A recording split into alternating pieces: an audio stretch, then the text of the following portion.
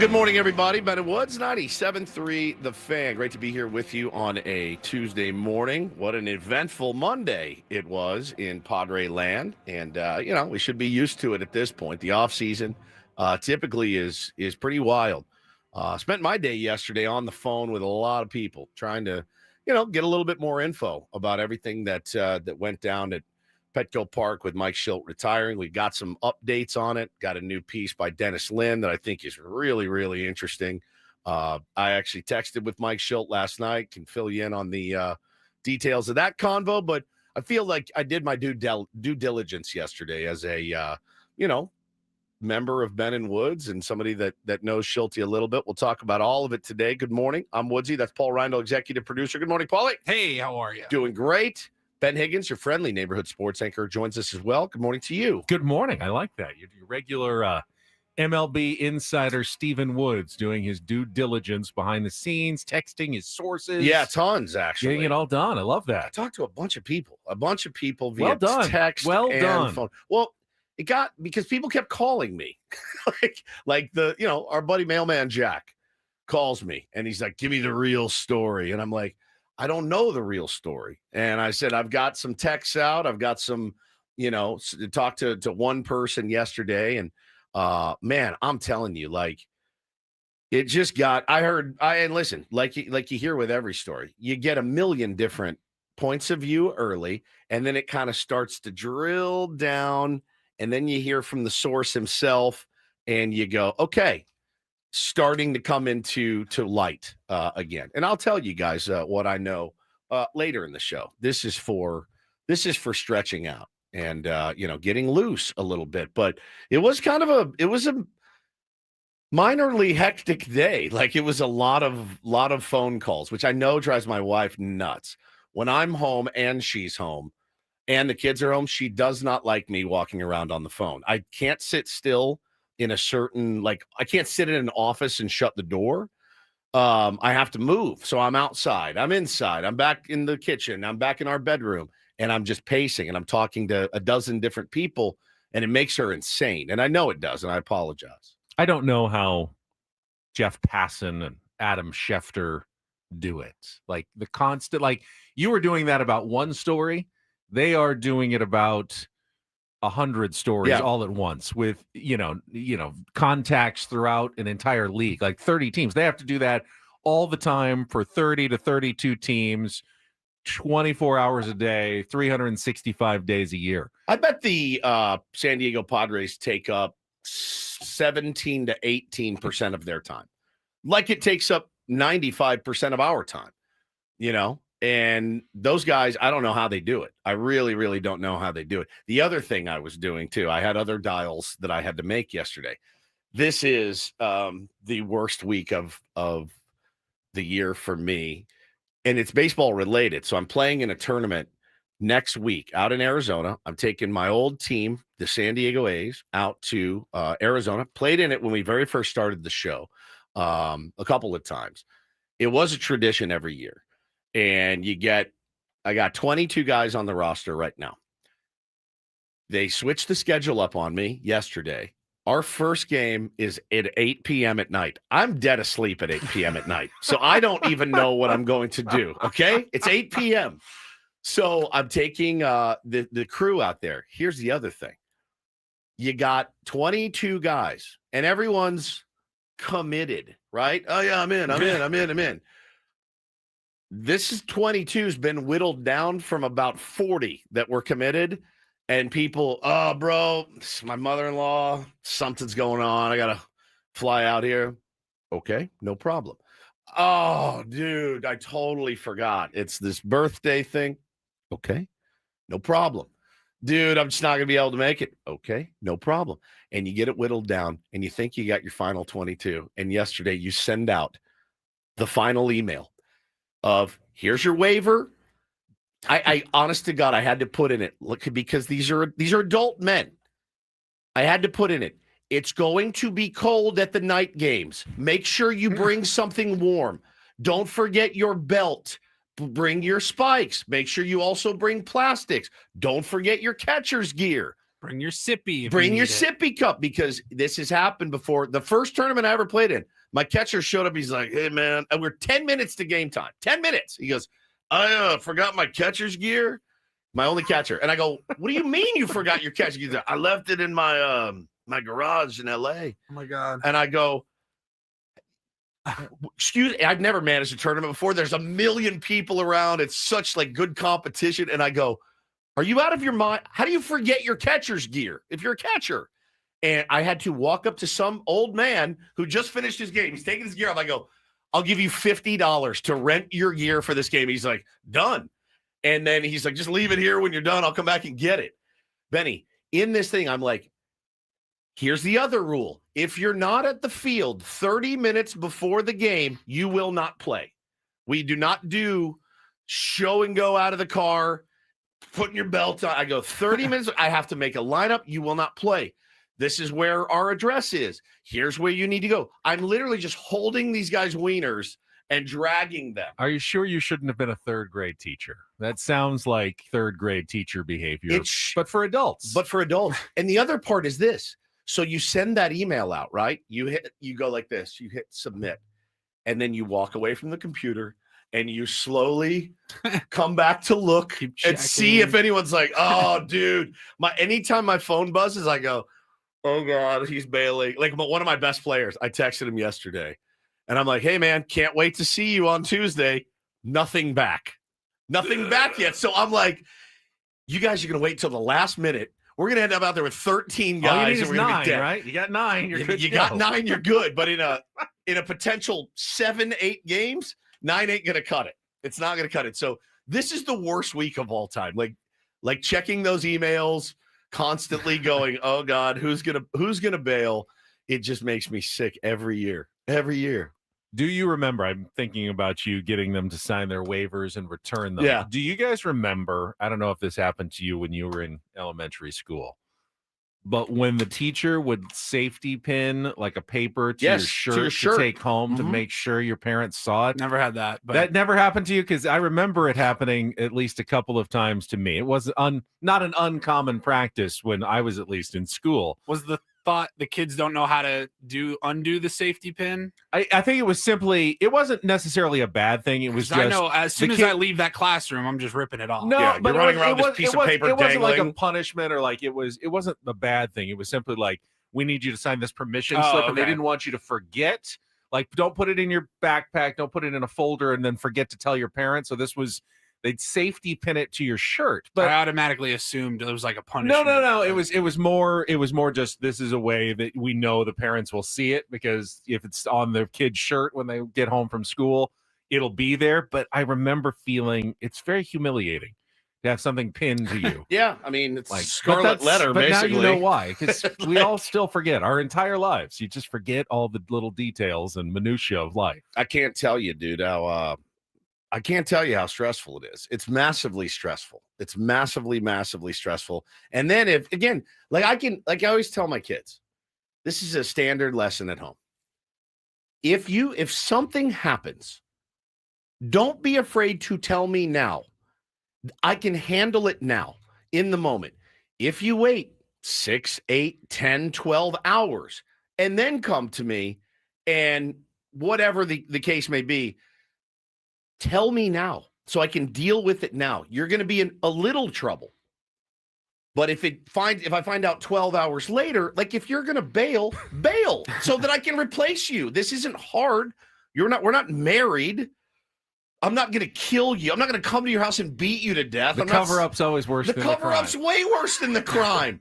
Don't get to Monday when I'm like packing my car and you're my star shortstop and you're like, hey, bro, I can't make it. Tell me now so I can find a replacement level shortstop. And it's stupid. But I'm thinking about this yesterday, Ben, as I'm trying to put a team of 22 people together and get them dialed in. And I kept thinking about AJ Preller, and I kept thinking about his staff, and I kept thinking about the hour and a half of work I put in to build a team, just an hour and a half to like get the emails, and here's the fields, and bring your plastics and bring a belt. And I kept thinking about, now imagine doing it with how many players make up an organization? Well over 100. Well over 100, easily over 100. Between all levels, all the players, levels, players. Probably 150 or so. Right. Yeah. Managing them, managing their coaches, overseeing all of it. I was going to say like 200. Maybe 200. Maybe 200. Like the new rookies, the Dominican league guys and everything. Arizona extended spring. Yeah, probably over 200 actually. And you sit there and you go, you oversee all of it, which you delegate a lot of stuff, certainly. Hiring professionals, of hopefully, course, to handle some of these things. But still, we need a shortstop. We need an outfielder. We are down 3 outfielders. We're down 4 pitchers. And the thought of it, man, made me I was like, I don't know how these guys do this job on a daily basis. It is just insane. Elisa says Woods is essentially dating 20 plus men at once. Yeah, that's what I'm doing. And I'll tell you, I was talking to one of our buddies and I go, you up for baseball? Yeah. Hey, what's up? Are you up? Are you in? You out? I told our buddy Bruffy that we play with, I said, I will not rest until Wednesday night when everyone shows up to the field. Until the box of jerseys is empty, I will not rest. I won't be able to chill and relax because I can't even impart to you. But then once you get there, it'll be great. Well, yes, but then you have to worry about what they're doing late at night. Will they get up in the morning? Interesting point. Ready to play the next game. So a couple years back, we go out to Arizona. And one of the guys did the thing where he's like, hey, my buddy's also a pitcher. You want me to bring him? And I'm like, 100%. Can never have too many arms. Buddy met a girl one night, started doing crystal meth, never saw him again. Disappeared. Wow. And That's not where I thought that was going. The guy that brought him was like, he met some girl and they were like doing meth and he's in a room right now. And I was like, God. I go, he goes, he got jumped too. He's all beat up. I was like, all right, well, we got a game to win. Check on him. Cross him off then. Cross him off then. Cross him off. So you're telling me he's not starting today? Apparently he's not going to be. He's not on the bump. So now I got to find a new pitcher. On my life, he met a girl. He got jumped. He got jumped first. Met a girl. They did crystal meth, and I never saw the dude again.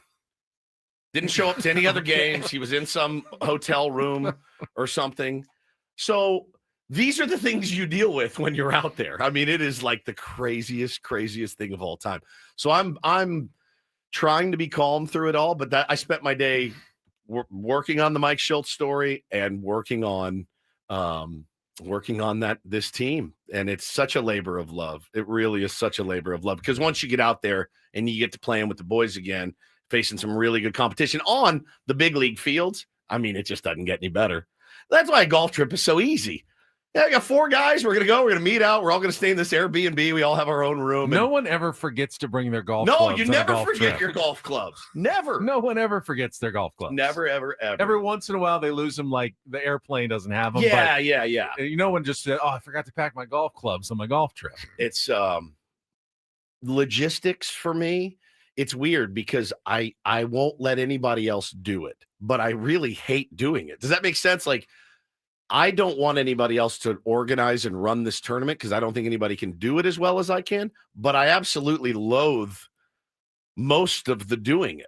And you'd be more stressed by wondering if things are getting done if someone else was in charge. It's exactly right. It's exactly right. Like, I know that feeling. You know that feeling? So like Paulie would actually be really good at the logistics. He knows how to make spreadsheets. I should have had him as my assistant manager. This is like having teenage children. Yes. And you want to delegate responsibility to them around the house, but you also want it to get done. And the instinct is always, I'm just going to do it myself because I just want to get it done. I don't want to wait on them. I don't want to wait on them to do it. I just want it done. I want it done right the way I like it done. So you end up doing 99% so I end up doing it because I want to make sure it's done right. But then do you yell at them for not doing it? No, because I jump in and just do it before I even give them a chance. And they know that, dude. They're getting better, though. I'm terrible at delegating. I've always been bad at it. Yeah. Like, I just would rather do it myself. I'm okay at like saying, hey, can we get this clip posted? But I'm not good about saying, hey, it's in your hands. Hey, you deal with the travel, you deal with the fees, you deal with the uniforms, and I'll make out the game day lineups. No, it doesn't work that way with me. So it's hard, man. It's hard. But I'm so looking forward to it. It's something we haven't done in many years. Bo was a baby when we won our last championship. And I don't know, like, is it goofy? Yeah, it's goofy as hell. I saw myself. This is funny. So the other day I'm going to play baseball on Tuesday night, last Tuesday night for the tier ones. And I pull up to a gas station and I walk inside and I realized I usually wear shorts and like an undershirt and like slides or whatever. And then I kind of change at the field. Well, I went full uni as I drove the game because it was cold. I was put like all the layers on. So I walk into 7-Eleven to get like a Gatorade, and I noticed the reflection of myself in the window in full uniform at 5 o'clock on a Tuesday night. It's a 50-year-old man. And I go, oh no. Come on, Peter Pan. I was like, what are you doing, dude? I was like, guys are like, open the door, like, yeah, come on in, bud. Like, Halloween's in 3 weeks, pal. I was so embarrassed, dude. I was, and I looked at myself in this reflection, and I go, "What are you doing? What are you doing?" And then I went and played, and I was like, "That's why I do it." Because I had the time of my life. I think the irony is always, though, that dressing in a baseball uniform out in the wild is something that an actual baseball player would never do. Ever do. You'd never be walking. Look at this guy. You'd never be walking around Jackson Merrill at 7-Eleven wearing his full uniform while he's there. Dude, this is Jackson Merrill. I will never forget the silhouette of me staring there going, come on. In the glass, yes. I was so mortified for a hot second. Man. I'm telling you, it's and many people said to me, I get DMs about it when I talk about it. They're like, hey man, like coaching fills that void. It fills that void of playing, and it doesn't. It makes it worse. The fact that I'm coaching, my kids and everything, it makes it worse. It makes it worse. Like, I don't know that I'll ever be able to stop playing as long. I'd have to stop coaching too, because when I'm out there hitting grounders and we're working on this or that, I'm like, oh no, I got to be out here. I have to be out there with the boys. I need 4 hours a week to go out and play. So I'm excited, man. It's going to be fun. I'm sure we'll have some great stories from the road, certainly when we get back, but it's going to be epic.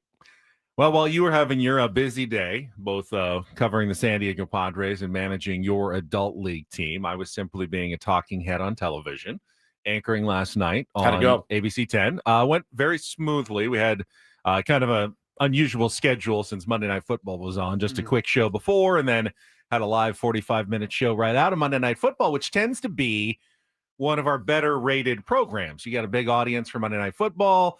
People are at the bars. It stays on Channel 10. So I tend to get a lot more comments when I'm on afterwards. And I got a few actually on Twitter. Hot anchor on 10 News right now, looking cute on TV. And whoa. I don't know. I know. I don't know. Are you joking? I don't. Well, no, I just don't know if they're joking or not. Let me see. The one hot anchor on 10 News right now. You got that one too. It included a Ron Burgundy meme as well. I don't know how to put this, but I'm kind of a big deal. Was it from a dude? Looks like it might be. I can't tell from the picture. I gotta see this. Hot anchor on 10 News right now. Is it just ironic? It's a dude. That's definitely a dude? Yeah, all right. Well, it's still, I mean, it's a compliment, right? Hot anchor. Yeah. And then there's one that says, good Lord, what a huge mistake. Is that about you? I think that was about Mike McCoy. Oh, Mike McCoy. As the new coach of the Tennessee Titans. All right. So, yeah. Yeah. I mean, nice to get a compliment. It is nice to get compliments, though. Yeah. But I just can't tell if they're making fun of me or they're actually genuine compliments at this point. Isn't that sad, the world that we live in right now? I mean, I'm a 49-year-old dude in glasses reading the news on television. You really can't tell. I looked pretty sharp last night, I thought. Yeah, you sent me a picture. We had a debate, another minor debate yesterday on Twitter or on text. I went home to my wife and I go, did you hear the part of the show where Ben swears he's a 32 inseam? Like 32 length of his pants. She goes, I did. She goes, thought about it all day long. She's like, my friend Elise, who is really tall, she's a 31 and she's like 6 feet tall. I go, babe, he's 6'5". And then he goes, I've been wearing 32s forever. And then he sends me this picture.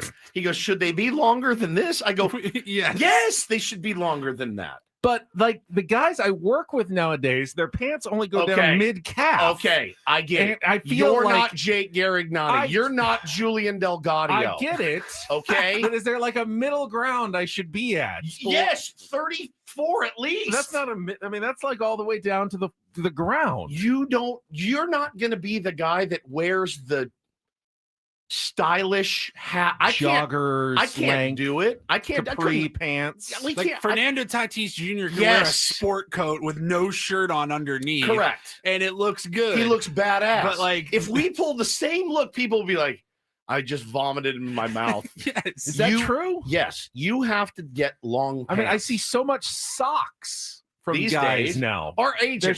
Our agent, we go to lunch with our sock agent. Sock game's big, but we go to a lunch with our agent, every other year, every 3 years when he calls us to renegotiate our deal. Still pay him every month, but he'll sit down and he'll have those short pants on. They come up to about mid-calf and he crosses his legs and he's got $7,000 Italian shoes on with no socks. And I look at that and I go, it looks good on you. I can't do it. It's not for me. There's no way you're a 32. My calves are my best feature, though. Shouldn't I be accentuating those with maybe slightly shorter pants? But your shoes look like you're the guy that, like, when we were kids, like, hey, where's the flood? I mean, there's so many mean insults, like high waters, they used to call them, because you've been walking around thinking you're a 32, but you're not. This guy's 5'11". He wears a 32. You're at least a 34. At least a 34. Minimum. And you could actually go 36 and then get them hemmed, which is always a nightmare. It is. I got to go hem some pants. There's so many things I would rather do than that, but you don't do it yourself, do you? No, God, you don't know how to sew. I wouldn't have the foggiest idea. I'd cut them with scissors. I would like to get you some 34s and see if your life changes. All right. Well, that's certainly an option. Yeah. Yeah, a lot of shorter guys. I mean, not short, but shorter than me, saying they're also 32s. Yes. He said last night, I think I have low hips. I go, you don't have low hips. I think You're just wearing the wrong size, bud. Somewhat lower hips. Your 6'5" frame would have to be literally all torso, like all torso, and 2 short little stubby legs. My legs are long. They're long. They're long. My hips are kind of low. Let them flow. Let them flow. 34s, Paulie. We got to get. I just want to see him in some. You don't even have to buy them. I just want to see you in them. I have a couple, I think, that are longer that you've probably seen. They just feel very baggy, and they're not. Like they look good. Too loose sometimes. Yeah. Loose cannabis. Loose cannabis. All right, let's take a timeout. First time out of the day. We'll come back and we will explore what we have learned in the last 21 hours or so since Mike Shildt made his shocking announcement revealing to the Union Tribune and then the Padres revealing to the world that he is retiring as manager of the San Diego Padres after just 2 seasons. That is coming up next. We'll set the menu for the program as well with Ben and Woods after a check of traffic here on 97.3 The Fan. Well, yesterday I jumped the gun and didn't get a chance to talk about EcoWater, but today I actually nailed it. Very happy to always spread the good word about EcoWater, simply the best water that you and your family can get. We've got the EcoWater system at home, one of the smartest, most practical upgrades that I've ever made for my family. It will come with us wherever we go. We move to a new house, it comes with us. They got incredible technology, too. The first with remote monitoring, the first with Wi-Fi and leak detection, the first with whole home automatic cutoffs that can stop a leak before it becomes a disaster. Okay, these things are great, right? You want all that technology, but what does it taste like? Well, it happens to be the best water, the healthiest water for you. Have them come out and do an in-home water test, see what you're currently showering in, see what you're currently drinking in, see what's currently flowing through your pipes. You know that green gunk that's built up around your shower head? That's from hard water. You will not have that anymore with the EcoWater system. So try the Soft Life and Alkaline Water now, just $9.95 a month. Call 760-350-3338 or visit ecowatersocal.com. Let them know your old pal Woodsy sent you down there. Not everything in life should be hard, especially your water. Keeping it soft since 1925.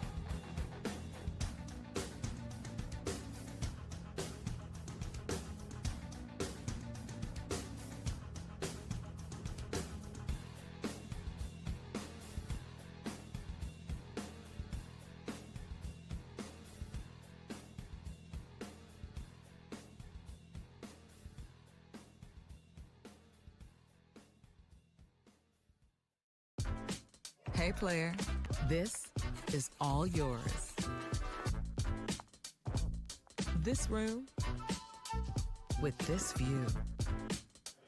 This speakeasy with this cocktail. Hey, could you make that too? The spa with this. Ah. And this pool on this roof. This is all for you. The all-new Hamul Casino Resort, now open.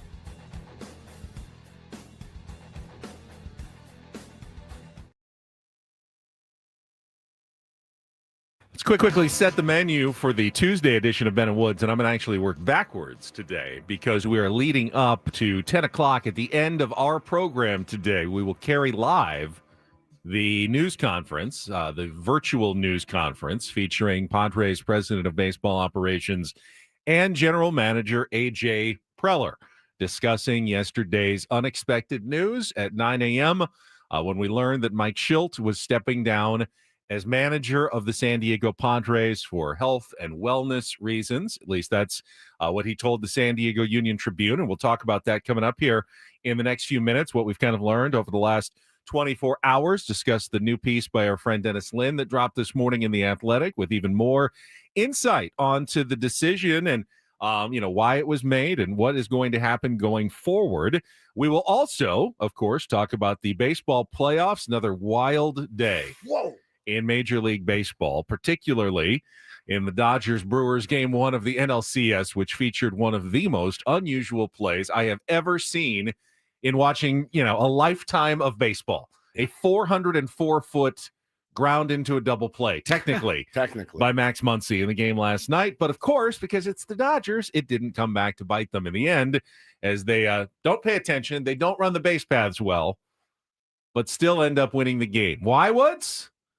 because they have more talent than everybody else, including Blake Snell and a bunch of MVPs, who Blake Snell was unbelievable. So we'll get into it. He was unbelievable. I'll say now, like, I'm not an idiot. Like I've said, I'm a hater, but I'm not an idiot.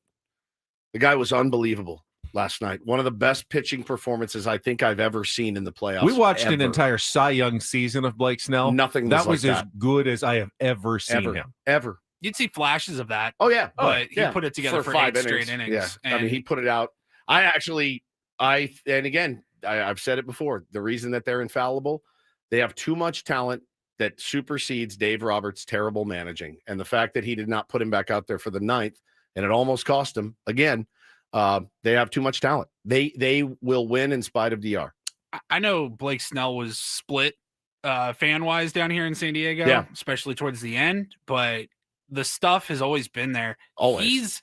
He's kind of the X factor for the Dodgers right now, because think about it. Everybody else on that team has a ring. And I'm not saying they're not trying to get a second ring or a 4th ring or whatever it is, but they've all got the ring.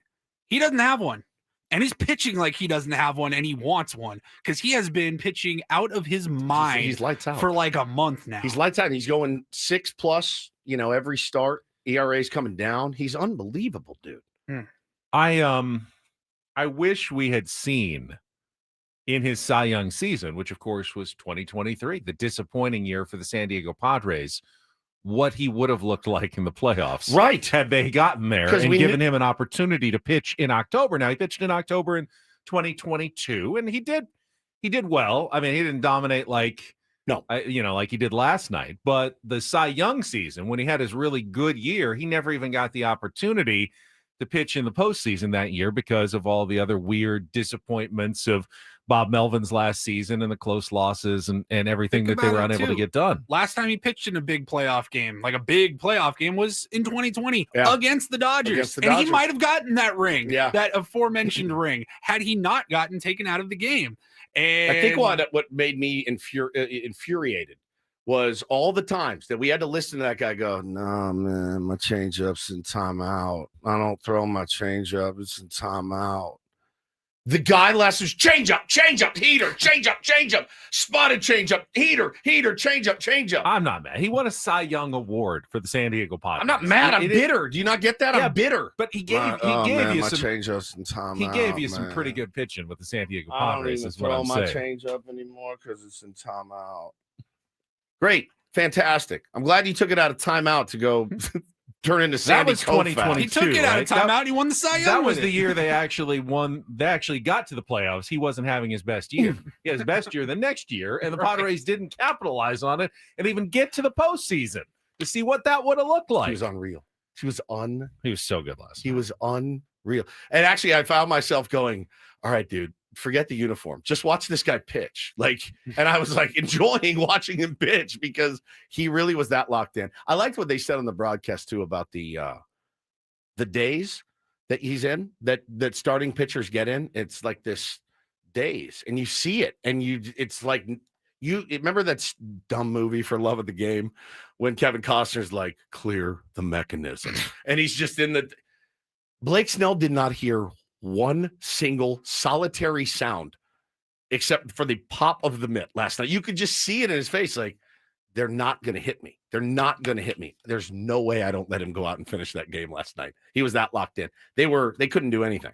They couldn't do anything. And they almost lost. They almost lost. We'll talk about it coming up. 7:35, our daily Padres Smörgåsbord segment. And of course, we will now take a closer look at the managerial candidates that are out there, that are already being discussed, that are probably lining up interviews with A.J. Preller as we speak to replace Mike Shildt. Not a conversation we were expecting to have this offseason, but now the number one priority of the Padres all of a sudden is finding a new manager to lead this team to where they hopefully want to go, and that's a World Series title.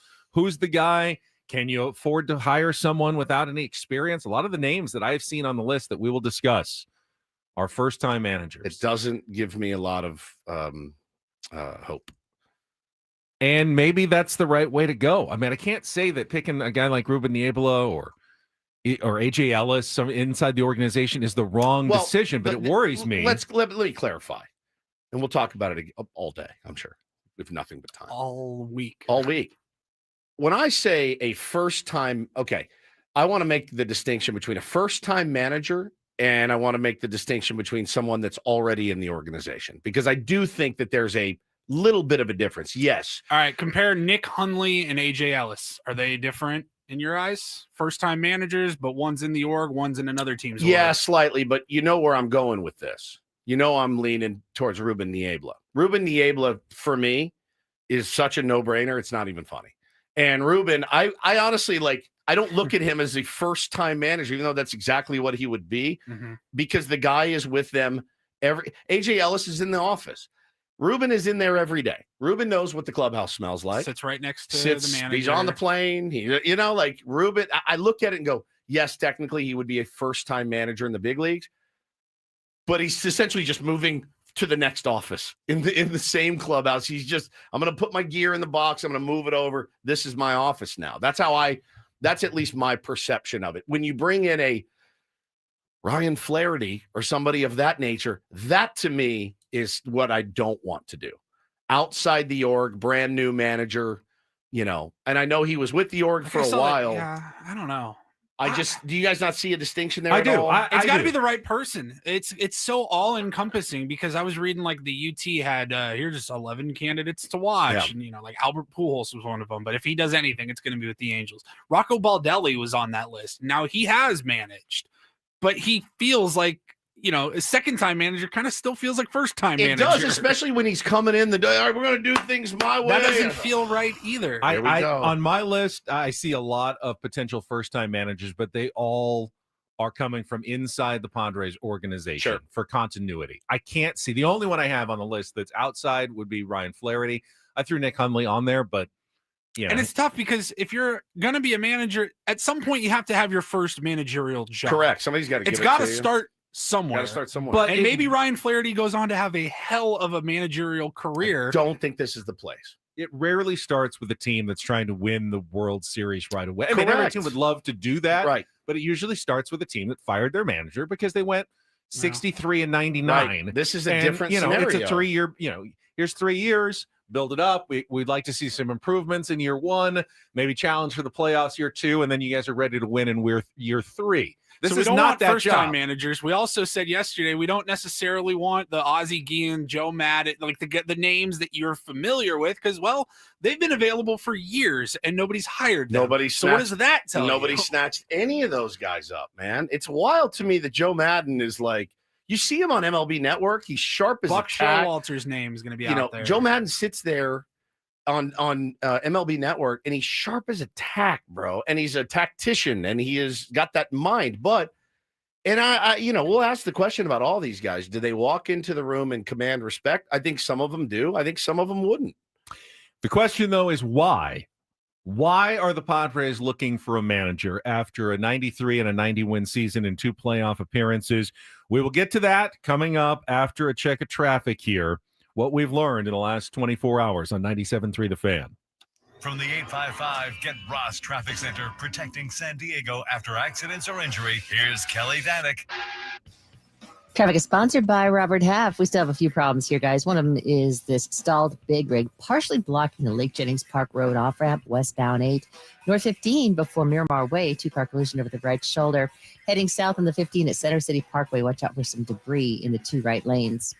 At Robert Half, they found that 67% of companies want to increase contract talent. That's why the recruiters' expertise and award-winning AI work quickly to find the candidates you want. At Robert Half, they know talent. Visit roberthalf.com/talent today. I'm Kelly Danick with Ben & Wood, San Diego's #1 sports station, 97.3 The Fan. I think we should start here with your own reporting and reaching out to the man in question, Mike Shildt, yesterday. You texted with Mike, and what did he tell you, Woods? Yeah, I did. Texted him yesterday, and I said, hey, Shilty, was shocked to see the news this morning. I wanted to wish you the best going forward. Thanks for always having fun with us. I'll never forget you saving our ass in spring training. It really is a moment that jumps off the page at me. And he said, thanks, always grateful for the support and friendship. I just am worn out and was honest with myself. I didn't have it in me to lead this team to another 90-win season and a World Series run. Let me know if you need anything. And I said, Shildt, I manage a T-ball team and an adult ball team, and it literally keeps me up at night. I can't imagine the stress. And he said, man, it is real. And it was very kind. And, you know, I just wanted him to know, like, I think this is pretty evident and obvious. I didn't agree with a lot of the things that Shildt did as a manager. I didn't, but that's part of this job. And that's also part of his job, right? Knowing that things will be criticized and questioned and second guessed. It's just, it comes with the territory. But as a man, I certainly don't want anything bad to happen to Mike Shildt. There's nothing on a personal level where I'm like, you know, good, whatever. Like he was prickly. And I think now we know why he was prickly. The guy was white knuckling through according to the latest piece from Dennis Lynn, August is when it started to really, really catch up to him. And he really started to hang on tight. And if you've ever been in that situation, if you've ever been in your life where everything is like a tornado around you and you still try to get up, put your feet on the ground, go do your job every day, man. And I think a lot of people feel this way. Life is really hard. It's really hard in the midst of a storm. And it sounded like that storm arrived around August. And it kind of breaks my heart to think about it. And I know I can't figure out exactly where he is. He's either here or he's back in North Carolina. I know he went back to North Carolina to take a week to talk to, and then he was going to talk to AJ. The timeline that I'm getting from my own homework and then from reading Dennis's latest is that Shildt went to North Carolina right after the season. Sure. Pondered, thought about it, made his decision, flew back to San Diego, I don't know, call it Friday maybe. Okay. Was here for the weekend, told Padres ownership and everybody his decision on Saturday is what Dennis wrote. And then as late as yesterday, flew back to North Carolina. We got a tweet this morning to the Ben and Woods page, and a guy said, because again, we talked a little bit about it yesterday about how now everyone has pointed to AJ Preller is the scapegoat. Manny Machado is a scapegoat. Fernando Tatis Jr. is a scapegoat. And so we got a guy that wrote us yesterday, and he said, hey, look, I was literally at a restaurant in Coronado on Sunday, and I saw Shildt and here you go. I was having lunch Sunday at Blanco's in Coronado. I saw Manny and Shildt having lunch and chopping it up and laughing. Toward the end, the talk turned serious. That's maybe when Shildt told Manny, just guessing, but those saying it was because of Manny, 1,000% false. I also talked to someone yesterday, and I brought this up, and I said, you know, it's a bummer. It's a bummer when something like this happens. Everyone starts looking to point fingers. Toddy got some grief, from the fan base yesterday too. And this guy made a really good point to me. I saw like 40% Preller, 40% Manny, 10% Fernando. Yeah. Well, Manny and Toddy get lumped in together. Yeah. And so I said, he goes, man, think about this. Remember when Fernando was injured in El Paso and suspended and all that? Remember what Mike Shildt's job was at that point? He was a player development liaison, consultant, whatever. That dude would get on a plane all the time, fly back, he spent an inordinate amount of time with Fernando Tatis Jr. That was his guy. He would go in, check in on him, hang out with him, work with him, whatever he needed to do. I promise you guys, as much as you want to look at it and blame two of our superstars for Mike Shildt retiring, it doesn't seem to be the case. I said it yesterday. Tony said it on the show yesterday. I get it. We're paid shills, whatever. Fine. All I can tell you is what I know. What I know is that in 2022 and 2023, my DMs were full of, I saw this, I heard this, these are the whispers, blah, blah, blah. And it would make my head spin. And it would make me so sad because I'm like, we are so talented. Find a way to pull this team together and go out and win. Nobody ever did until Mike Shildt did.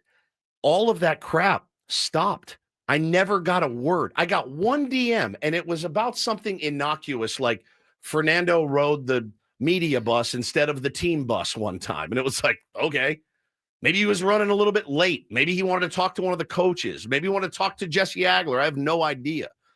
But it wasn't enough, like it was in 2022 and 23, that you felt a fracture in the clubhouse. That clubhouse was a wreck. We saw it. I would go in there and go, oh my God, it was uncomfortable. I was in there a few times last year and the year before. Completely different. I'm just telling you guys what I've seen and what I've heard and what I know.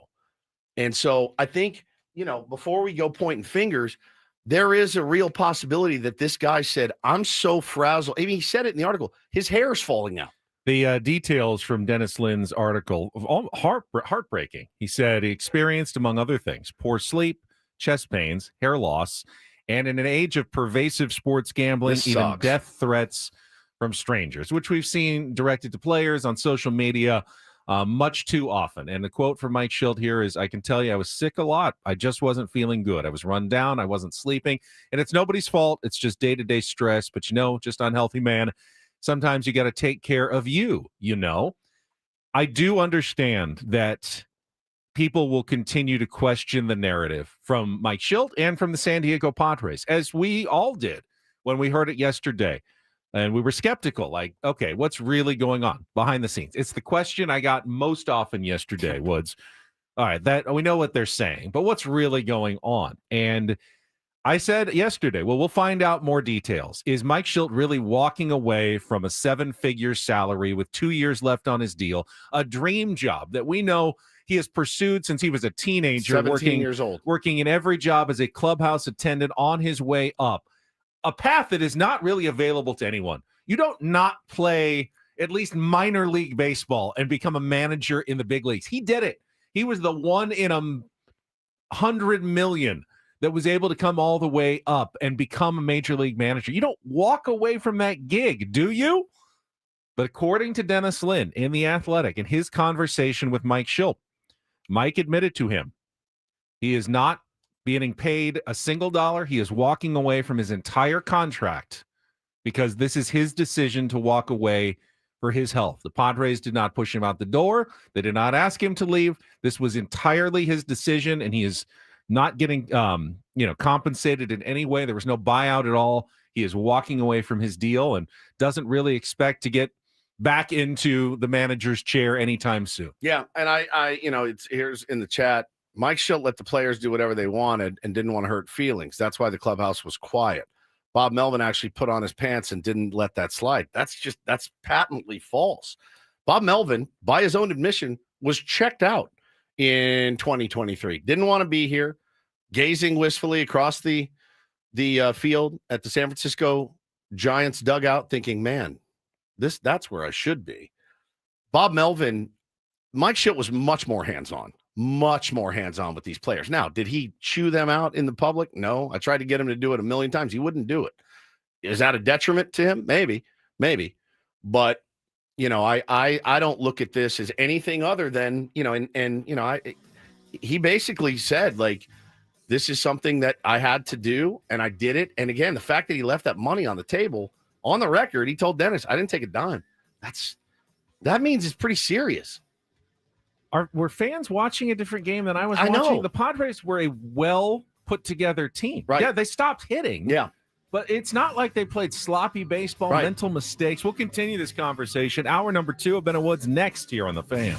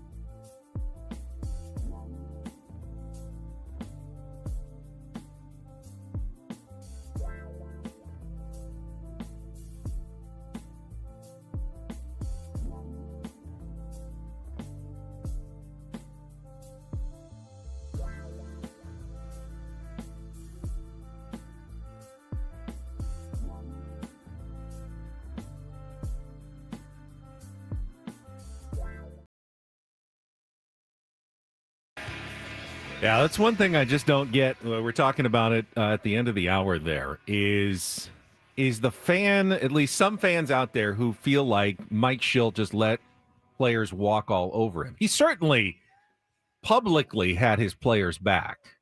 Always. And I have no idea, how tough he was on the players behind the scenes, if there was the kind of like old school yelling that you think it doesn't really go on anymore in Major League Baseball. These are professional players. But the Padres, and am I crazy? I thought, this last season, they were a well put together ball club that played sharp baseball, didn't make a lot of mental mistakes. I mean, okay. I'm watching playoff teams make way more mistakes than the San Diego Padres did. Played crisp defense, threw to the right bases. I mean, did all the fundamentals correctly. What they didn't do when they needed to do was hit. And I don't know. No. They didn't hit all year. Yeah, they needed to hit more. But I don't think it's because Mike Shildt wasn't just in the playoffs or at the end of the year. They didn't hit. It wasn't because the manager isn't hard enough on his players. Manny and all the guys in that clubhouse work really hard. Sander is an insane worker on hitting. They try. And there's no amount of yelling at the players that can make a player start hitting. That's my T-ball team, buddy. Okay? Tell it to them. Tell it to the Sea Dogs. I think Mike Shildt's going to be a hard manager to replace in many ways. And I do too, actually. I really do. I mean, look,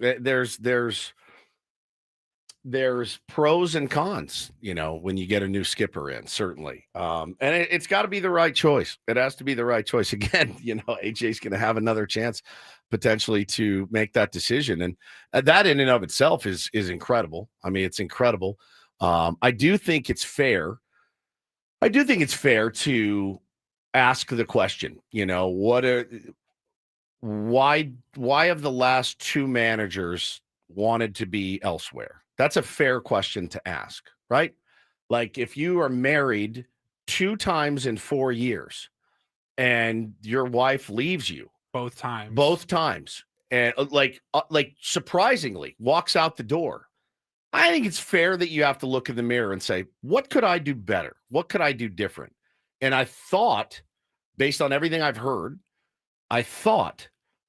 AJ had learned, and he may have, right? I saw Kevin Acee yesterday on with Foul Territory, Fair Territory, the Foul Pole, something. And he said, it's a good job because the general manager does not interfere with lineups. Who else can say that?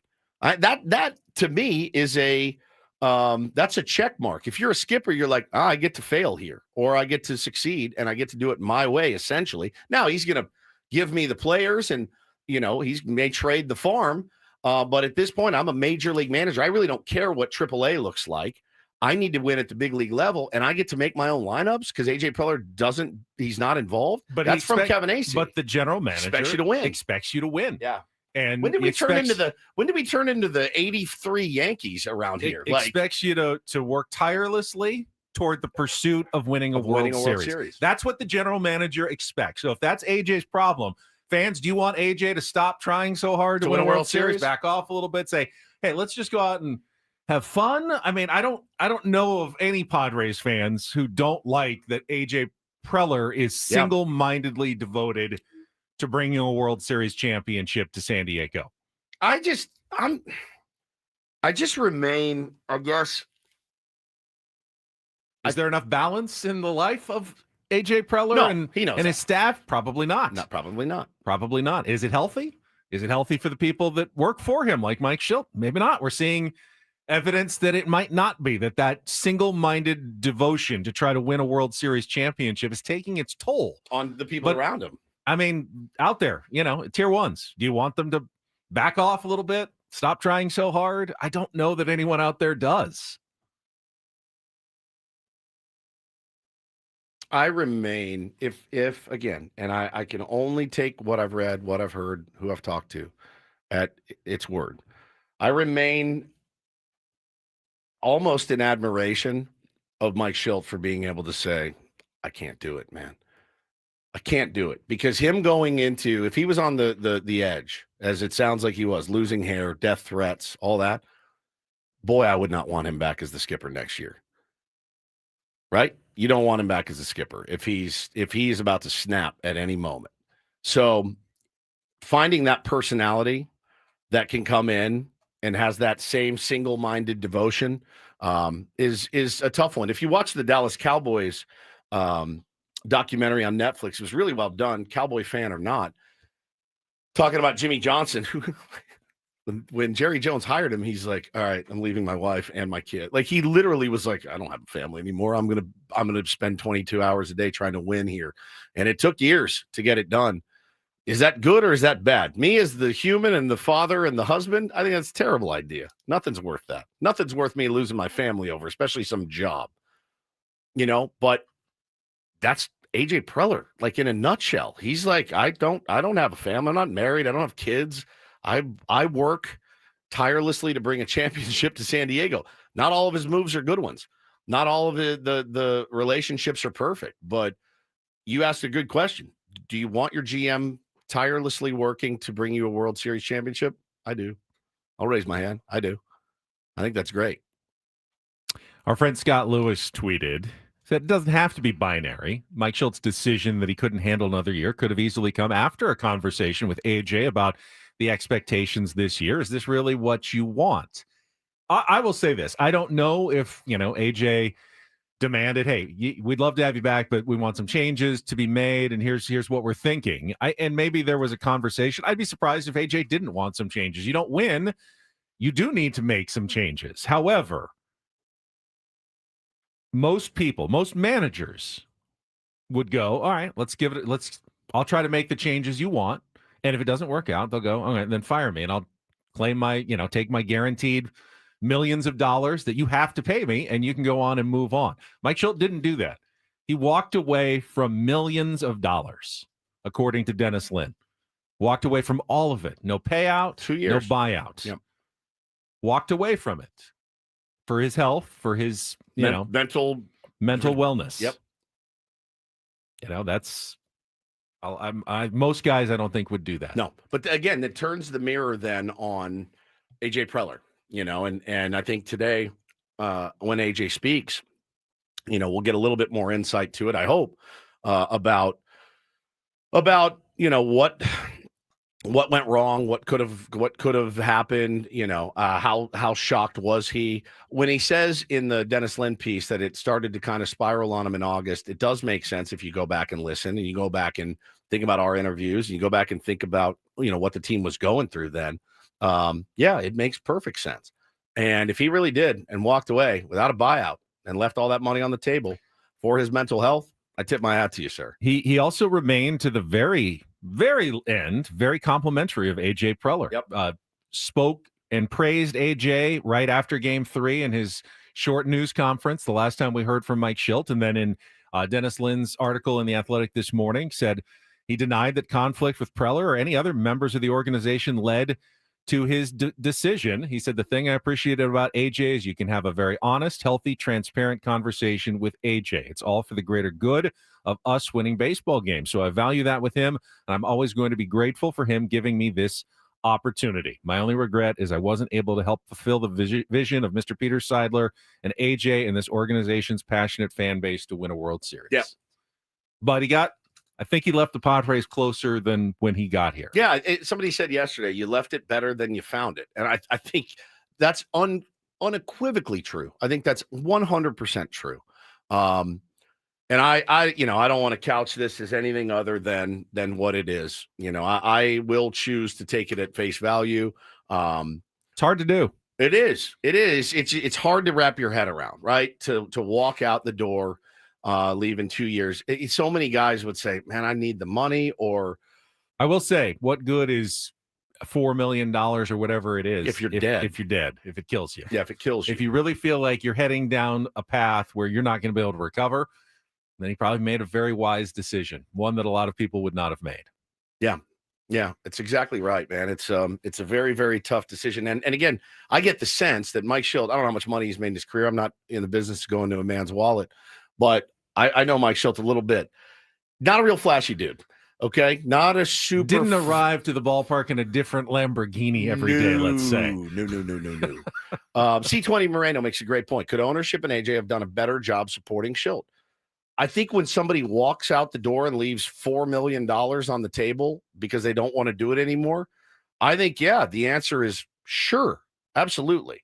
I think every employer, should support the people that work for them, right? And their mental health and what they're going through. You should be in support of that. Could they have done a better job? Probably. But at the end of the day, they're all doing their jobs as well. And again, trying to win a World Series. And you get the sense, man, like one question I would have liked to ask Shildt is, what if you had made it this far? And it's you against the Dodgers right now. And let's say you win that game. You go to the World Series. You still walking out the door if you make the World Series this year? If the answer is yes, then that speaks to what he's really going through. Did that Cubs series push him over the edge, so to speak? I heard a story yesterday from Tony Gwynn Jr. that actually sent chills up my spine. Tony said it was after Game 3. Tony, his wife, and Jesse Agler were walking down the street in Chicago going to get something to eat. And if you missed this, you can go back and listen on Gwynn and Chris. It really sent chills down my spine. And they said Shildt was just literally walking the street and in a daze, just a complete haze. And Tony said he didn't even recognize us until we got right up on him. He didn't see us coming. Hey, what's up, fellas? He said once he realized who it was, he snapped to attention and, oh, hey, how you doing? What are you guys up to? But he was walking around streets of Chicago after that loss, Ben, gutted, devastated, and didn't really kind of know where he was, according to Tony. And that made me really, really sad, man. It's really sad. I mean, one thing that I have seen plainly is that being in charge, a coach, manager of a baseball, football team, college program, ages you pretty fast. It does. Sean Lewis yesterday, 39 years old, was talking about his 5-1 team going, I still can't sleep at night. I have no hair. My beard is already starting to turn gray. Yeah. He goes, this is a very stressful job. I stress about it all the time. I'm always concerned that something's going to go wrong and I'm responsible for it. And it is an immense amount of responsibility. It is. In an organization, a fan base, whatever it is, you watch coaches get hired, fresh face, the young assistant, gets their first job, and you look at them 3 years later, side-by-side pictures, they age fast. They age quickly.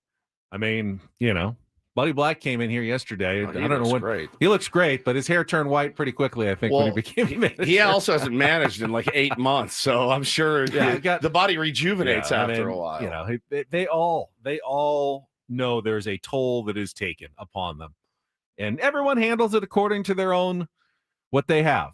Some seem like they can let everything roll off their back a little bit better than others, but it's a lot of pressure and a lot of stress on a daily basis. Well, and again, I think he told Dennis as well something to the effect, I don't know that it made it in the piece, but I did speak with Dennis yesterday, and I think he said something to the effect of where his cup was filled up the most is when he got to go out and work with, Luis Ariz at first base, or when he flew back to El Paso to hang out with Tatis to make sure he was good. Maybe for Shildt, dude, the big chair is not for everyone. It's not for everyone. And to have a guy that really was so spun out about the whole thing and still managed to win 90 games is pretty impressive twice. It really is. And I think, but the big chair, I think that dude will have a spot in the game of baseball within the next year, but I bet you it won't be as a manager. I don't even think it'll be as a bench coach. I bet you he'll go somewhere and roaming minor league coordinator, instructor, helping players, come up and develop and things like that. But the story from Tony, the text I sent, the text I got back from him, I really spent, and a couple other people I talked to that know him, it really made me sad. It really did. It bummed me out because, I don't want Shildt to sit here and think, man, that job almost killed me, but I'm glad he got out when he did, because it did sound like things weren't going well for him. And you could tell, we could all tell, it's a bummer. It's a bummer. I wish him the very, very best. Something still seems way off to me. Yeah. I mean, I'm not even naturally a skeptic, Like what? Maybe with this team. What are your? So I think there's a better than 50% chance that Mike Shildt is on a spring training field for some major league organization in February. Maybe not as a manager, as a coach. Maybe even an assistant minor league bench coach or something. But he's going to be out there with a fungo in his hand. He could have done that here with this organization. If he just really didn't want to manage. I think it's interesting that we were told an evaluation was going to take place and a change is being made, whether or not it's exactly related to whatever but internal reviews were done. I just think the timing, it's to just walk away. It's all still weird. But I mean, again, if you put 2 and 2 together, do we not all agree that the guy was losing it at the end? Like kind of like really. It was clear. It's clear as day. His health was suffering in the second half of the season. We talked about it kind of off the air. I didn't want to point it out publicly, but every time we talked to him in his dugout, he was constantly coughing. He looked like he was sick the second half of the season. It really did. And, I think the first thing, he needs to do is focus on himself, take some time off, get his health right. So that rings true to me. The only thing that I am questioning, and I get it, Paul, being skeptical is always the sign of a good journalist. You should always be skeptical and ask the questions. And my first thing was, all right, if Mike Shildt is getting a payoff to go away, then that's a clear sign that they're not being entirely honest with us. Right. He has now said on the record that he's not getting $1. He said it on the record to walk away, unless you think he's lying about that. I mean, nobody's ever lied on the record in the history of mankind. That would be a pretty bold lie. I mean, it's pretty to protect an organization that's getting rid of you. Yeah. He can say nothing. He can say no comment, but to boldly lie and say, I'm not getting anything if he is indeed getting a payoff, why? He has no obligation. If they wanted to let him go, they'd have to pay him every dollar he is owed. Why would he let them get away with that? Right. He doesn't owe them anything. They signed him. They owe him that money. If he wants to stay, they have to pay him. And he said, I am walking away from all of it. So crazy. It's crazy for us to wrap the only our thing head I can around. say is that they're being honest here. And I mean, I'm not, I'm skeptical too. I was skeptical right away. So we've done our digging. This is what we've been left with. This seems like it's all true. I thought the same thing because the first reports I got, very first were he was pushed out. And I thought, all right, makes sense. Happens. Save a little face. Let him go out then on his terms. Yeah. Yeah, let him go out. Then, same person. I said, this is what I heard. I'm hearing that too from multiple people that he walked away. Like with Bob Melvin, they sort of tried a lot of MLB insiders all over the place were saying like, there's more to this story. I mean, look. And I was even told like late last night, there's more news coming. Yeah, I heard there's more news coming. And I don't know if that's related to the managerial search, related to Mike Shildt, related to AJ. I have no idea. I've just been told there's more coming. There's always more, right? Like your wife just said, there's always more. There's always more. But again, the fact that he had a phone call with Dennis, put it on the record and said, it was my time and I'm comfortable with it. That it says something to me. And again, just putting it all together, having covered him and talked to him, like he was on the edge. He was on the edge. He's like Cougar. Guy turned in his wings, man. He was supposed to go to Top Gun. He turned in his wings. You know why? He's flying too close to the edge. He's holding on too tight. He's lost his edge. I mean, the guy was on his way to Top Gun, the cream of the crop. And he goes, I can't do it. I almost orphaned my wife and kids. They've never even seen him. Throws his things on. I'm out. I walk.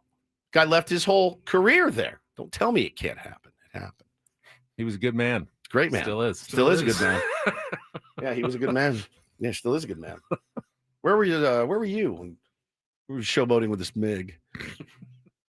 Nice man. Rest in peace. So it's a crazy story. It's crazy. As more comes out, we'll certainly, fill you in. But also we'll talk to AJ Preller at 10 o'clock this morning and try to get more of that story. All right, we'll take a quick timeout. We'll get to our Padres Smörgåsbord at the bottom of the hour and look at other managerial candidates who are out there between now and then. Don't Do This is coming up next. Speaking of coaches who are aging quickly. One of the youngest coaches in the NFL could be nearing his end. Now he's dealing with one of his players talking out of turn. That is coming up next. Stick around. More Ben and Woods on the way on San Diego's #1 sports station, 97.3 The Fan. One way I dealt with my health a couple of years ago, and I was not feeling healthy. I had back pain, I had knee pain, and it was pretty clear the reason why. I had put on too much weight. Getting into my mid-40s, I needed to do something about it. I was approached by SDFatLoss.com about trying their program. I was skeptical. I had done other programs, hated it, hated the bars, hated the shakes. They told me, no, we don't do any of that. It's all based on real food. I thought, I'll give it a try, but I love to eat. Well, I got to eat things I liked: chicken, steak, fish. I ate them at the right times, right portions, just like my coach told me, and I did. I lost weight fast, just like they promised, up to a pound of fat per day, 10 to 20% of my body weight in 60 days. I lost 40 pounds in 60 days, and I'm not the only one. Here in this building, Chris Ello, Matt Scraby, John Flint down the hall at KSON. So many tier ones who have done the program and lost thousands of pounds. You could be next. Just set up your free consultation by going to SDFatLoss.com. Find out about a program that doesn't rely on injections, which you'll just have to keep taking over and over and over again if you want to keep that weight off. Doesn't rely on exercise. You can lose the weight without starting some big exercise program. In fact, they tell you not to while you're losing the weight. Isn't that great? I did it. You can do it as well. Just find out how it works. Go to SDFatLoss.com. Set up your free consultation now at SDFatLoss.com. Results may vary.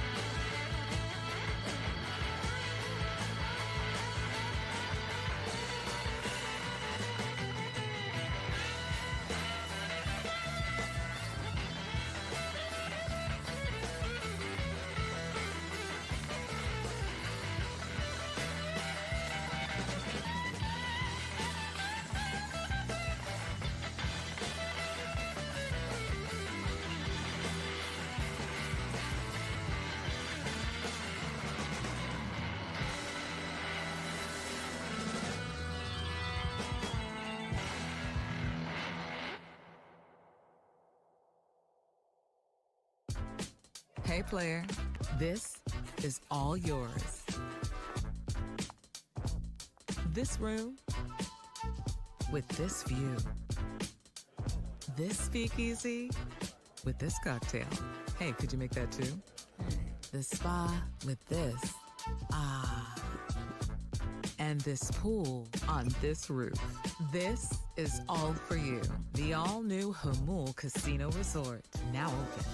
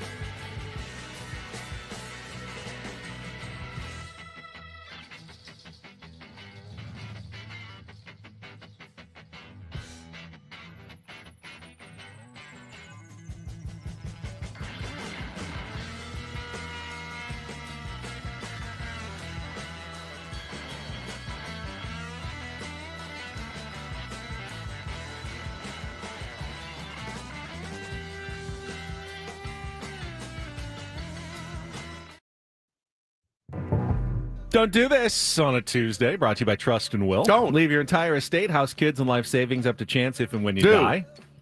Set up a Trust or Will online at trustandwill.com. Is a lot more affordable than you think. Visit trustandwill.com for more info.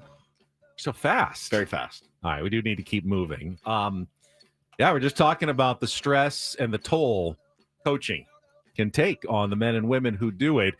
Mike McDaniel, one of the youngest coaches in football, is certainly feeling it with his Miami Dolphins struggling.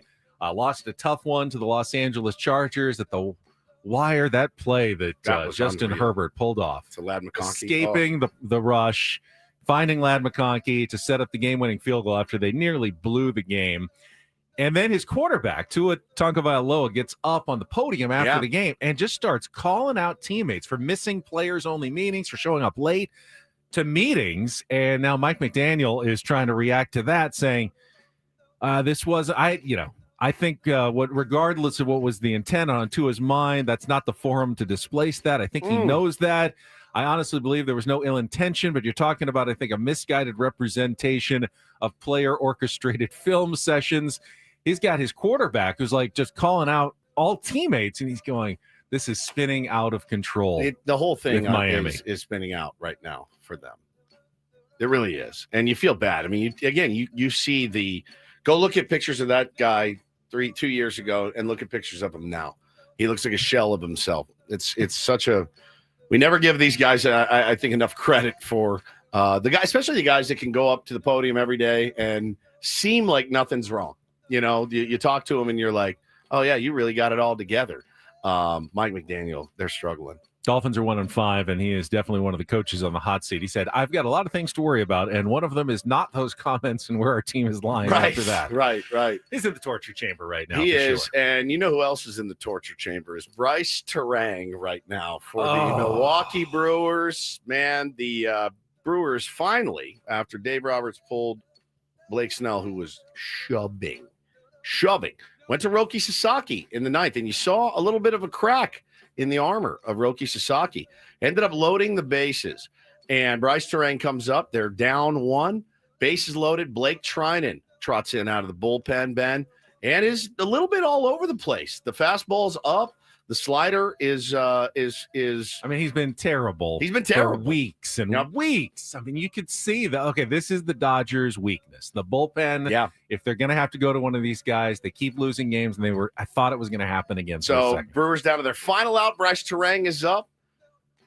Slider in off the plate, and I'm telling you, Ben, the whole planet, except for in L.A. County, screamed, "Wear it!" at Bryce Terang as he had to matrix his way to get out of the way of about an 85-mile-an-hour slider, which is kind of the dream if you're going to get hit by a pitch. 85 to us hurts. 85 to these guys, they see it all the time. That's the dream. And it was that fight or flight reflex you've been taught since you were a kid to get out of the way of that pitch, and he didn't, and he wears it on the leg. They tie the game. God only knows what would have happened next. But listen, even what Pat Murphy. Yeah, there you go. On it. I mean, that's not an easy thing. It's a natural reaction. If someone turns and makes a gesture towards you, you're gonna, it's the same thing when the ball's coming towards you. Your natural thing is it's a breaking ball. Yep. Natural thing is to do that. And I know he was thinking the same thing after the ball went past. So it happens. He'll learn from that situation, but it's hard to, even if you try to maneuver yourself, it's hard to get hit by the pitch. I hear that and I'm going, he's agreeing. Yeah. In 2020 hindsight vision, you probably should have just turned on it and wore it, but I understand Bryce Terang how said, easy it is. You turn your leg, you wear it, just like a natural reaction to get out of the way. The last pitch, he's a big sinker guy, so he throws a four-seamer up at the top. That's just what it is. You move on. As much as it sucks, you move on.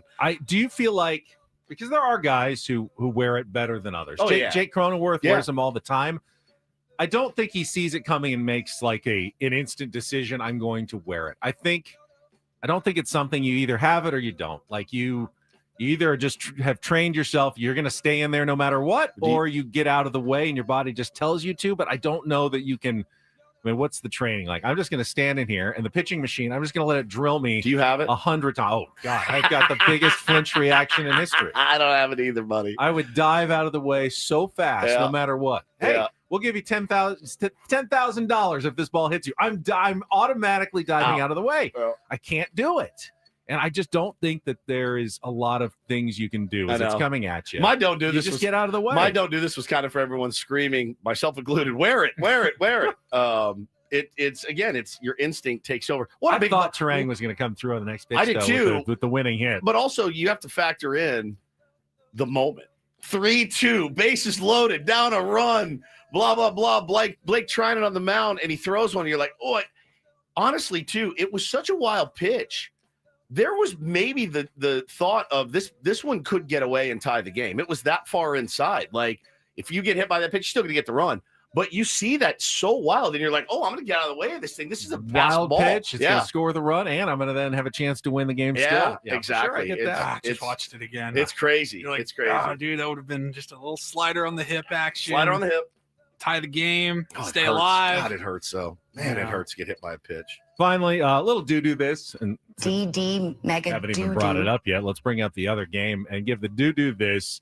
Is Jorge Polanco having one of the best postseasons, especially for a guy who's not considered a major star? Had a really good season this year. How great is that? But he lives in the shadow of Cal Raleigh and Julio Rodriguez. How many people, even less than a week ago, if you were just like, all right, Seattle Mariners, go. They go, Julio Rodriguez, Cal Raleigh, Josh Naylor, right? They got some great pitching. Rosarena. Rosarena. Like, Polanco's not really on that list of guys that come to the forefront of your brain. There's some guy out there that was like, I'm going to put $50 on Jorge Polanco to be the series MVP, and he is feeling really good right now. Jorge Polanco is now the first player in Major League Baseball history to have a go-ahead hit in the fifth inning or later in 3 consecutive postseason games. Did it in the 15th inning of Game 5 of the ALDS and has put his team ahead in both Games 1 and now 2 with his 3-run tie-breaking home run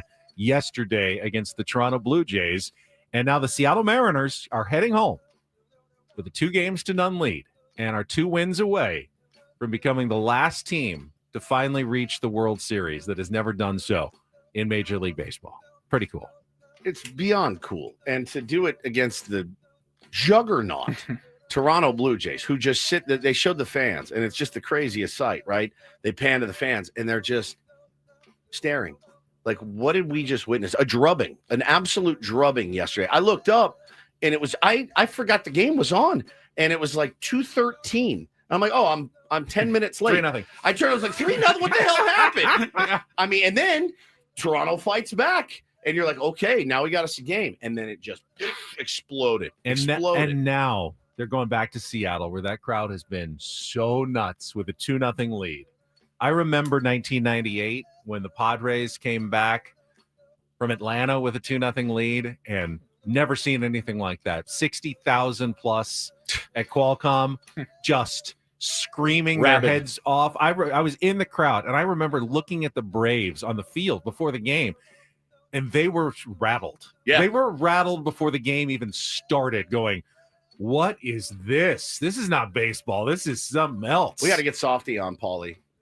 Yeah, we have to. He's so fired up. He's been posting these videos where he's like, I can't stand it. I don't know what to do. He's a legend in Seattle sports radio. I ask every single year because I forget every single year between all of the sports. It's 2-3-2?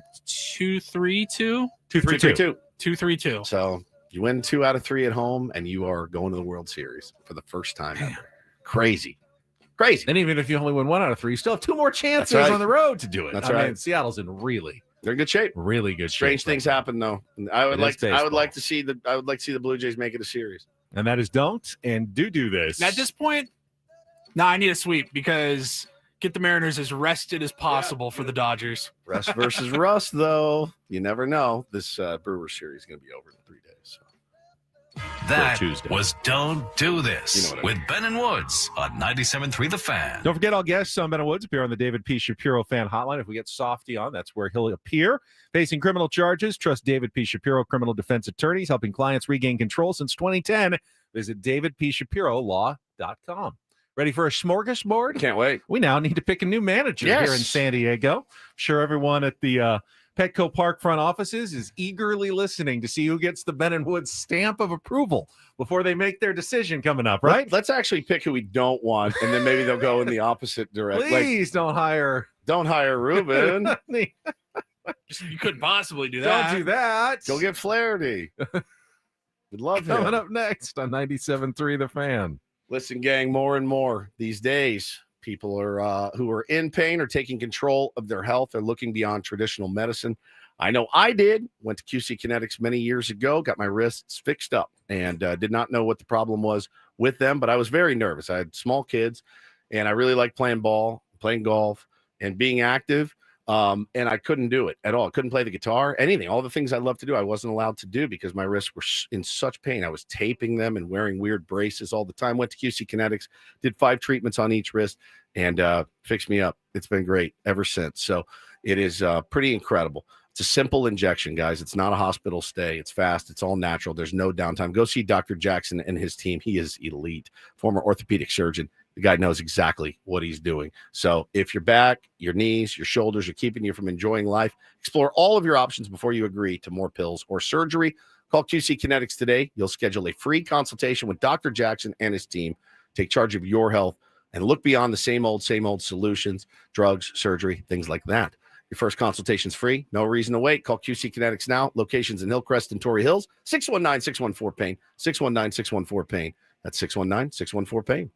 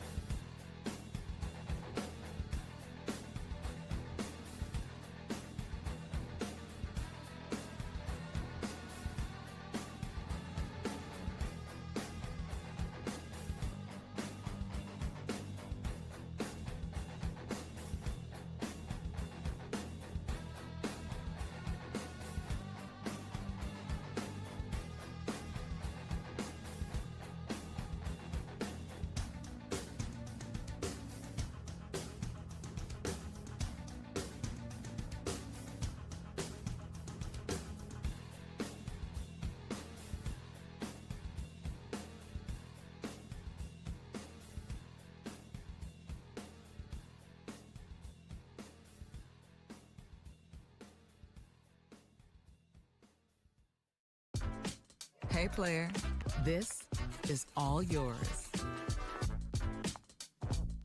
This room with this view. This speakeasy with this cocktail. Hey, could you make that too? The spa with this. Ah. And this pool on this roof. This is all for you. The all-new Hamul Casino Resort, now open.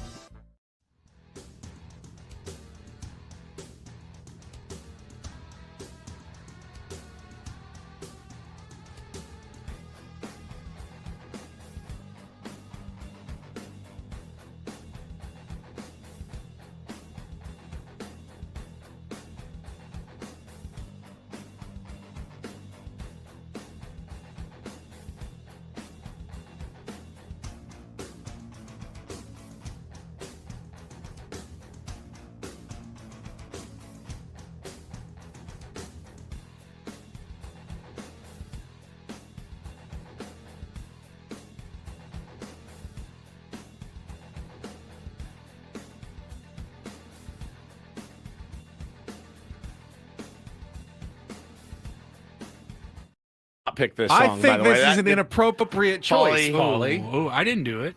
Isn't that weird? I don't pick the music on this show. I pick the music on the show, but I don't have the rotation. I don't get to pick the rotation, and that weird that this song pops up right now before this segment. Because, good God, before we get into I swear to God on my life, it just popped up. It just pops up. How random. We have it's called a rotator. It's got 200 plus songs in it, and that's the song that the radio god said, "I'm playing this." Another one, Bites the Dust by Queen.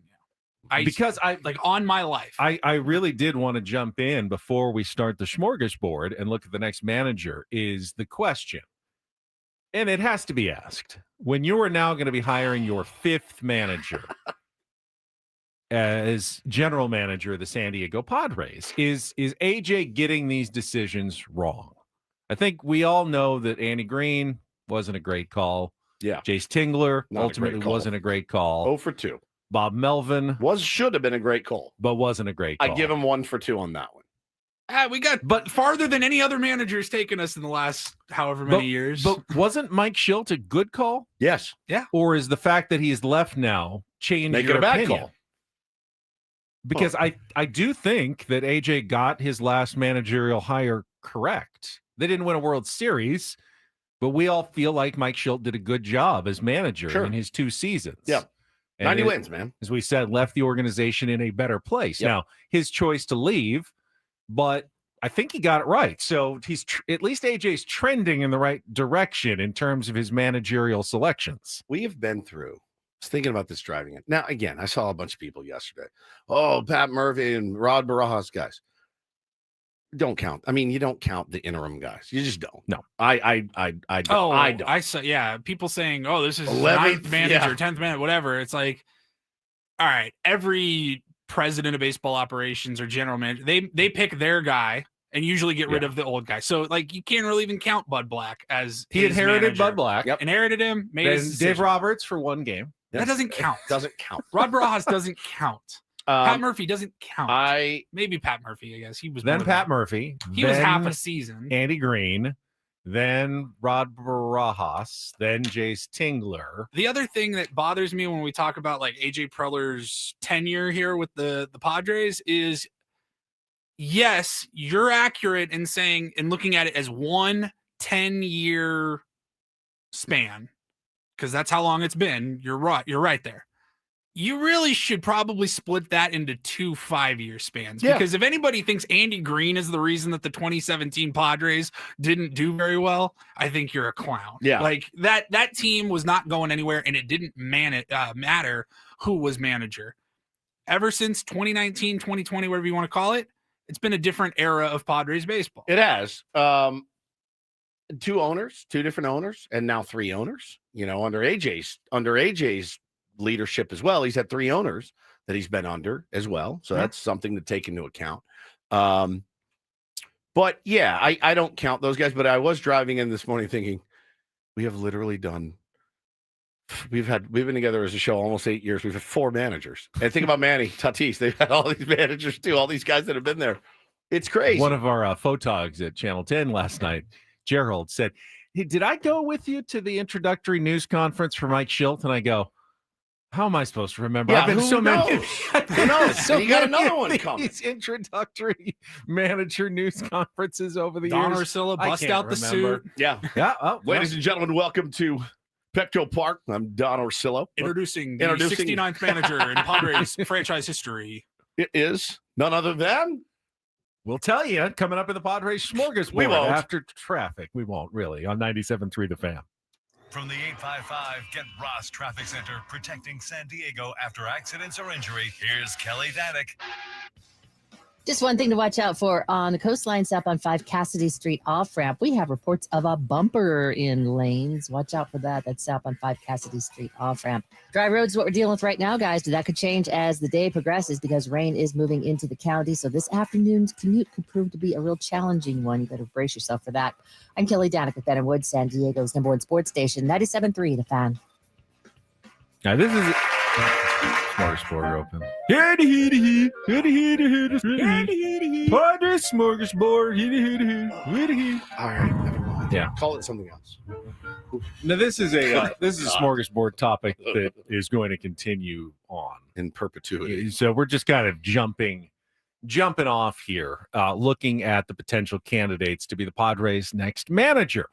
And on my kind of list, I've divided it up into in-house, outside candidates, and Padres ties, guys with Padres ties in the past that aren't working for the organization right now. One guy who apparently his name is off the list, though, according to the reporting by Dennis Lynn, is Bruce Bochy. Yep. According to the sources of The Athletic, Bruce Bochy is not considered inside the organization to be a candidate for the managerial job for the San Diego Padres. Now, again, we don't know if that's based on the Padres not wanting him or him not wanting the Padres or him not wanting to manage. I have no idea. I didn't think it was out of the question yesterday. I made a couple calls. Up the name just because it's a whole different organization than when Boch, left way back when to go to the San Francisco Giants, and a lot of fences have been mended over the years. And Boch is a World Series winning manager for a team that is trying to win a World Series. And there's not a lot of them available out there, guys with rings that are just waiting to get back in. And the ones that have been passed over so many times, like Joe Madden, that you really wonder, all right, why not? Why have they been passed over for years and years and years? And is that really the direction you want to go? When you read at the bottom of Dennis's story that said not believed to have Bruce Bochy be a serious candidate, the first thing I thought was, why not? Because that seems like the easiest no-brainer win for me. I don't know that anybody's super upset about it. He's got the resume. He gets the respect the second he walks in. Seems like an easy fit. I'm just curious, like day one, they're like, nah. Don't know. I think age is certainly a factor. If you're trying to hire a manager, I would be looking at it for like 2 seasons, groom your next manager. That's the only way it would work. Your AJ Ellis or Ruben Niebla. You hire Bochy and you hire his replacement right away.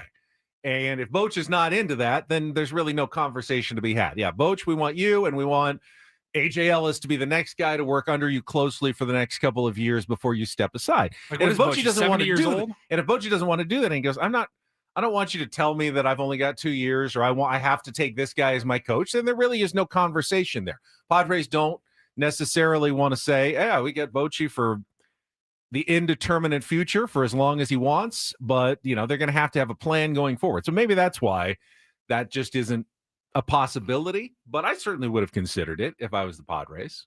At least make the call. Yeah, I think you consider. I talked to somebody yesterday that knows Boch, and they had not spoken to Boch yet. And I asked them, would he take the call? And they said, knowing Boch, he would probably take the call. And I said, well, he's got nothing left to prove in his career. Right. And he goes, yeah, but you win a World Series in San Diego, you're immortalized. And I said, but he's already immortalized. He's got 4, he's already immortal, So I don't know. I don't know too much Don't about. you want to be more immortal? Yeah. Can you be more immortal? I have no idea. I have no idea if he's interested at all, but I guess if you're just thinking selfishly, like your own resume or whatever, then you win a 3rd ring on a 3rd team. You're probably the greatest manager of all time. But the other thing is, you're in that conversation. The other thing is, if he doesn't win, nobody cares. It's not going to ruin his resume. He's still or a his first ballot Hall of Famer. Right. It's kind of a no lose. I have no idea. Well, if not Boch, whom? Who or who? I don't know. All right, well, we got 30 seconds left in the smorgasbord. So I think we're going to do it all right now. We're probably going to have to continue this conversation. I don't think we're going to be able to name every single candidate in the next 30 seconds. So why don't we get ready to take a timeout? I know you like to kind of restart things, but let's continue this conversation into our 3rd hour of Ben and Woods this morning. Take a look at some of the lists. National media have compiled. Local media have compiled. Names from Kevin Acee, names from Dennis Lin, names that we're possibly hearing inside and outside the San Diego Padres organization. We'll find out more at 10 o'clock today when A.J. Preller speaks to the media. I don't know if he'll mention any names, but maybe a timeline, something like that. Commercial free right here, 97.3 The Fan. Right here on The Fan. So we're leading up to that 2 hours away, but we'll come back and continue with the discussion of the next Padres manager right here with Ben Woods and Paul on San Diego's #1 sports station, 97.3 The Fan.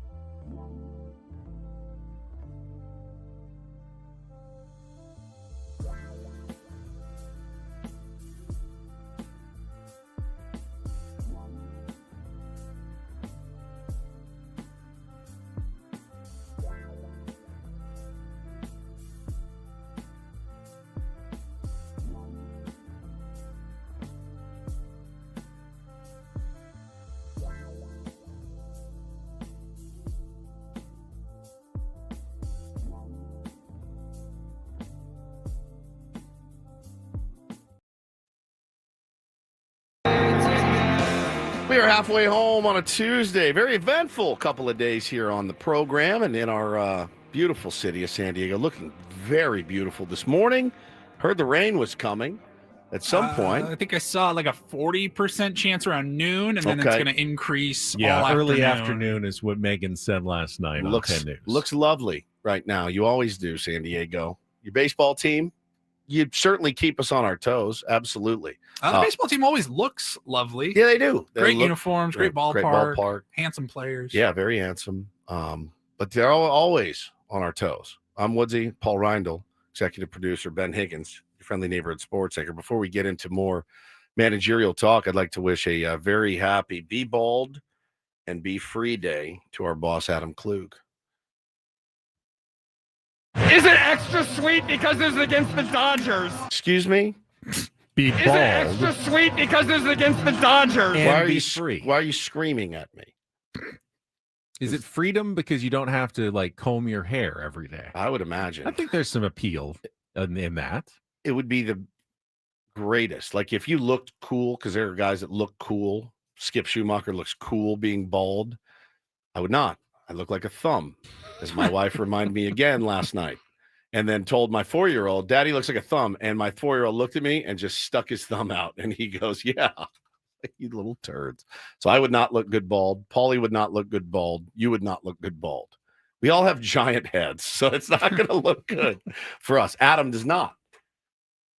So Adam, again, happy Be Bald and Be Free Day.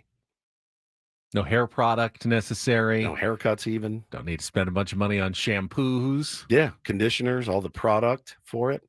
It's a fortune. Also National Dessert Day. No, we don't celebrate that here. Don't we? How are the Almond Joys going? How many did you break into 7? yesterday? Glad you asked. Oh my God. Oh my God. There's just wrappers.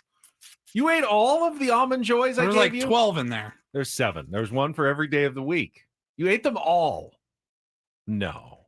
Did you? You tell me. You're holding the bag. I am. I mean, you didn't give some of them to make your kids eat some of them? No one. These were all you. I'm so proud of you. It was a rough night. And you got what you wanted, didn't you? I did. You got what you wanted. I'll bring you more next week. No, do not. If they're here, if they're around me, I'm going to eat them. And next week, I'm not going to give them to him. I'm just going to surreptitiously leave them around places that he may encounter them. He ate them all. It's just an empty bag of wrappers. I'm glad you kept the evidence. Some people might hide the evidence. You know, I'm going to bury it deep in the trash can. I'm so embarrassed. But I knew it was coming. I actually held off until the Dodger game. Then that's what got me. Once Bryce Terang did not come through, the Almond Joys were there for me. Well, yesterday was National Dessert Day Eve, which is usually always the fun day before Dessert Day. Well, on Dessert Day Eve, you should open one and have it and then finish the rest today. Don't ever bring me Almond Joys again. Okay. You're going to turn me into a whale and you're going to be happy about it. You cannot leave candy around me, dude. You just can't do it. And it's just, I'm sitting there. I remembered, they're in my backpack. My backpack is within arm's reach of my bed. My wife's asleep. It was like seeing a prostitute reaching over quietly, looking around to make sure your wife was in the room. She's dead asleep. And I'm slowly unwrapping these things, slowly looking around, just the almond crunch, hoping she doesn't hear it. And then 1 went down, and then 2, and then 3, and then 4, and then 5, then 6, then 7 mini Almond Joys. You're such a bastard for bringing those in. Brandon says, you figure the guy on SD Fat Loss wouldn't even want to do that to people. He wants me fat, believe you me. And then I can get him on SDFatLoss.com. I don't want to be. First, I have to fatten you up, though. He just wants me to be fat and disgusting. Adam texts, he says, I have plenty of hair. Right. He just chooses not to let it grow. Just be bald and be free, as I just said. It's your day. No, he said, are you stashing the wrappers like your eggshells? No, I just had to bring in the evidence. I wanted to be honest with you guys. I promised to be honest with Woods you. is open, and honestness is one of his best qualities. And it's one of my And he shares it with all of you tier ones, and you should feel lucky that he does. I was so mortified, dude. So mortified. Yeah. You asked for it. There it is. In all its glory. Well, you've already eaten your smorgasbord of almond joys. Let's get back to the smorgasbord of Padres managers. You're an evil, evil person. Let's start with the in-house candidates. Okay. On my list, and this is by no means necessarily a comprehensive list, feel free to add and subtract as you see fit. Ruben Niebla, Brian Esposito, AJ Ellis, Scott Service, Mark Loretta. Anyone you want to add that's already inside the organization that you think might be someone that AJ will at least interview for the position of manager? Ben Fritz, bullpen coach. Sure. Could you go even further afield? Someone like a Jake Peavy who works for the organization. You could. That, obviously he spoke to the team and has some motivational skills, no doubt about it. Steve Finley. Mud Grant. So there's a lot of names, and you can't really rule out anyone. Of all of those that we have mentioned, you have to say Scott Service is in the mix, having the experience. Very few guys on that list. In fact, he's the only one with managerial experience on that list. Mark Loretta has experience as a bench coach with the Chicago Cubs inside the organization. And I think that's the extent of the high coaching experience. AJ Ellis is considered by many around baseball as a future manager somewhere. Is it with the San Diego Padres right now? I think it's a distinct possibility. But to me, if you're going to start in-house, the first person you start with is your pitching coach, Ruben Niebla. Yes. And by the way, for me, it's not because he's been so successful as a pitching coach. Because I don't know that translates. We talked to Buddy Black about it when he was here last week, about why so few pitching coaches actually get an opportunity in Major League Baseball. And he didn't exactly have an answer for it. He kind of talked about it a little bit in terms of, getting to know the rest of the organization. But he says pitchers know hitters. You have to know hitters. You have to know everything about the game to be a pitching coach. So why don't they get those opportunities? The reason I think Ruben is such a good a good guy for this is he's a great people person who players gravitate to, that they like, that communicates well, seems to be able to get his message across really well to pitchers. Like they hear him and they understand him. He tailors his message differently for different players. He knows how to get through to people. He's just one of the most elite human beings I've met in the game of baseball. And I mean, on a human level, his pitching knowledge is unparalleled. The reports that you hear from every single pitcher that he worked with in Cleveland, every single pitcher he's worked with here, Blake Snell gave him a Rolex or something, or actually gave him the Cy Young Award. One of the two, I can't remember. Or both. But the human being is the quality about Ruben. The quality that I admire the most is the human being that he is, the devoted father that he is, and just the great dude that he is. Now, it's bilingual, which is not a nothing in this day and age of baseball. Does he know baseball? Absolutely. In, out, back, forward. Is he a tactician in baseball? I don't know. Maybe. I guess you'd have to be that good at what you do. He is my number one overall choice, bar none, period, the end. If you want to keep some of the good things that you feel like Mike Shildt has brought to the organization, who better than someone who has been with him, correct, standing next to him every step of the way? You could say the same thing about Brian Esposito, and I will be fair. I don't know Brian as well. I don't either. As I know Ruben Niebla. So I can't say the nice things and the glowing things that I can say about Ruben Niebla. They may be just as true about Brian Esposito. But I know Ruben Niebla. I know what kind of person he is. I know how players feel about Ruben Niebla. Yes. And I also have heard fans say, well, you can't lose him as a pitching coach. It's not going to stop giving pitchers advice just because he's the manager. I'm the manager now. I can't tell you. I mean, I know what's wrong with you, but it's not my job anymore. I'm sorry. Can't help you anymore. No, I mean, you will still have all of his knowledge, all of his resources. Yes, his time will be more divided, but I would presume that they would promote Ben Fritz who plays a key role with Ruben in all of the pitchers, and he's great. Again, phenomenal human being, respected. Who's probably up for other pitching coach jobs around baseball, and you would lose him if you didn't have a spot for him in your own staff. Oh, I know one organization that is probably nipping at the heels of Ben Fritz right now.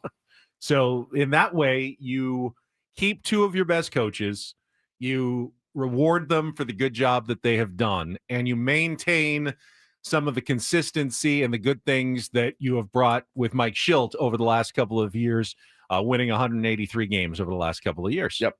He's my number one Not choice. a bad call. Everyone's always going to look for outside the organization. Now, I divided the list here into guys with Padres ties that at least I know about and guys that are kind of outside of the family.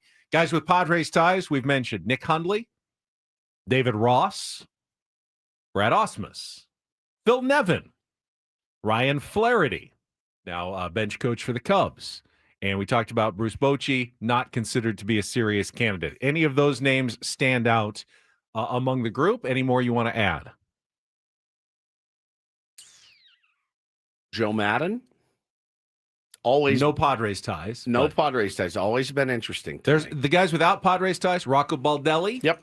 Albert Pujols, okay. Ron Washington. Throw those names out there, along with Joe Maddon, Buck Showalter, who has ties to Manny Machado. But again, like Joe Maddon, there's a reason I think why some of these guys have been out of a job for so long. Has every team made their decision? Like, are there any other managerial potential openings? Yeah, there's a bunch. No. I mean, I know like, there's like currently like 6 teams. Are there any other teams? Aaron Boone said yesterday he expects to stay. AJ Hinch is back. He's got an Detroit. Extension. But what's happening in Philly? Rob Thompson's back. He is coming back for sure. Okay. However, you think that those are all the categories, but you have to look at AJ Preller's history as well. And one of the managers he hired was still working as a manager for another team when he hired him. Yeah. When he hired Bob Melvin, he stole him away from another. He made it work. You know, when AJ has his mind set on something, he finds a way to usually make it happen. And if AJ has his mind set on someone who's not currently available, I don't think you can just eliminate everybody who's not currently available. And there are a couple of names on that list that I think you can't totally eliminate. Pretty sure Mark Kotze's comfortable with the A's organization. Got an extension. They're happy with him. Just good young players, too. Certainly would be someone, with Padres ties. Torey Lovullo's the name that I would not totally dismiss as a possibility. How? Because they certainly, at the end of the year in Arizona, the owner said, he was not happy. The owner was not happy. There was talk that Torey wasn't going to stay. They eventually said he is going to stay. Do we know what's going on behind the scenes, though? Are they not willing to commit, long-term to the future of Torey Lovullo? If AJ Preller set his mind on it, of prying Torey Lovullo away from the Arizona Diamondbacks, is that something you think he could make happen, like he did with Bob Melvin? I mean, everybody's got a price. Yeah, of course. But, why would Torey leave? San Diego. I mean, I think the franchise is in a better place. You're in San Diego. Petco Park, fans every night. Is it in a better place? Don't know. They got good young players there. I just don't want to eliminate because AJ has surprised us before. Are we doing this because we had a great interview with Torey Lovullo and we really want him here? I mean, partly yes, I'd say. He was amazing. I was one of the best guys I've ever talked to in my life.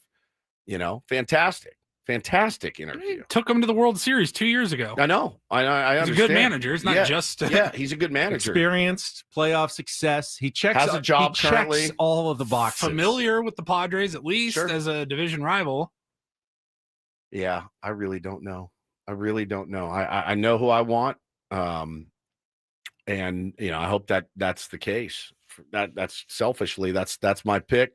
Would be Ruben. Yeah, it's got to be unlikely to steal someone. I see Benji Heal's name. Mentioned him yesterday as well. Mexico team manager for the WBC is thought of well in many circles. Maybe someone who gets an interview. I wouldn't consider him a favorite for the job. But after going through all of those names, yeah, I'm leaning toward Ruben as well right now.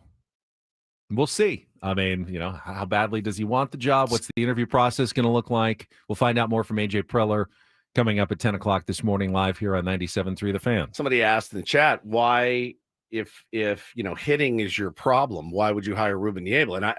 And listen, I think a philosophy, I don't know what Ruben Niebla's hitting philosophy would be or his offensive philosophy. That would be something that you'd have to ask him. But again, you delegate for that to your hitting coach and your offensive coordinators and all that. So I think really a manager these days, you got to be able to command the room. You got to be able to have the respect. And I think Ruben's about the only guy with no experience managing that I would look at, honestly. There's one other guy that name popped up all day yesterday. He works for another organization right now. It's Gabe Kapler. And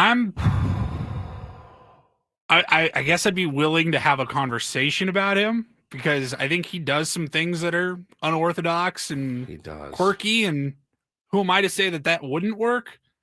He'd be a different type of voice, had some success, but I still don't feel like it's the right. I don't know it doesn't present itself as like the clear, like, yes, of course, he would be great.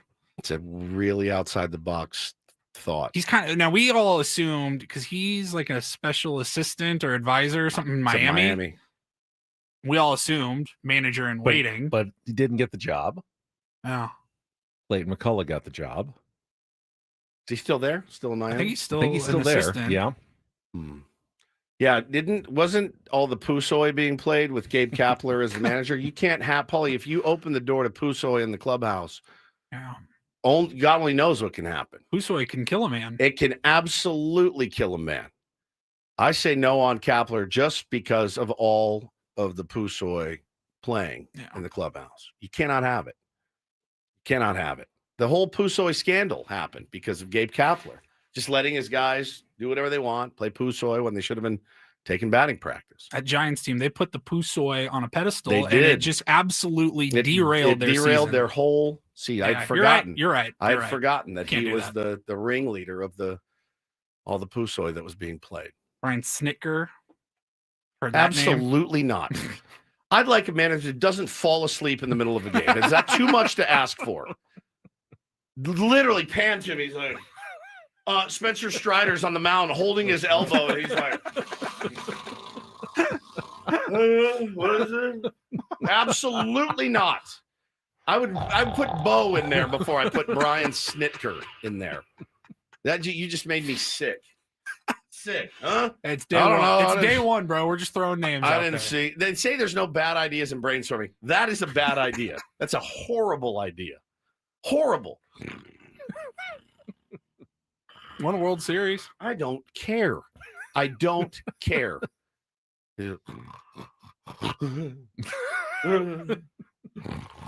Literally falling asleep. He fell asleep. His pitching coach was Strider's hurt. He's what is it? All right. Just trying to think of names that'll piss you off now. I mean, Dave Roberts. I quit. You want to be id of me? Hire that guy. All right, time for the manager's report. I'm like, I'll be in the crapper if anybody needs me. Well, I did say, once AJ gets his mind set on someone, he finds a way to make it happen. I know. All right, let's take a time out. When we come back, we've got today's game of Take on Woods on the way. Chance to qualify for the trip to Las Vegas. Jerry Seinfeld tickets. It's music trivia. If you think you can battle Woods, awake or asleep, call now. 833-288-0973. What is it? 833-288-0973. We'll do that coming up next after a check of traffic. Ben Woods on 97.3 The Fan. First, though, Prize Picks is my daily fantasy site. I know there's a bunch of different ones out there. I've had a lot of fun with Prize Picks. Easy to use, easy to set lineups. You can do it like less than a minute, whatever sports you're watching. They've got lineups with players to set. You're just picking against the numbers. It's stat projections for your favorite players like NBA stars, Luka Doncic, Kevin Durant, LeBron James, Steph Curry, NFL stars. Like Lamar Jackson, Josh Allen. They're all on the Prize Picks app and just picking against the numbers, more or less 2 to 6 players. Do that and win real money when you're watching sports. I mean, you're watching it all the time anyway. You get as good an idea of anybody as what's going on in these games. There's no magic to it. It's just your experience, and you're watching and you're setting your lineups and winning real money. So when you download the Prize Picks app, Make sure you use the code KWFN to get $50 in lineups when you play your first $5 lineup. That's code KWFN to get $50 in lineups when you play your first $5 lineup. It's easy to get your money in and out as well, which was important to me. You can get withdrawals fast and secure with Apple Pay, Venmo, even MasterCard. I've taken money out of my accounts. It was there in minutes. And then you can reload it back in however you want to play. They make it really simple with Prize Picks, where it's good to be right. Must be present in certain states. Visit prizepicks.com for details.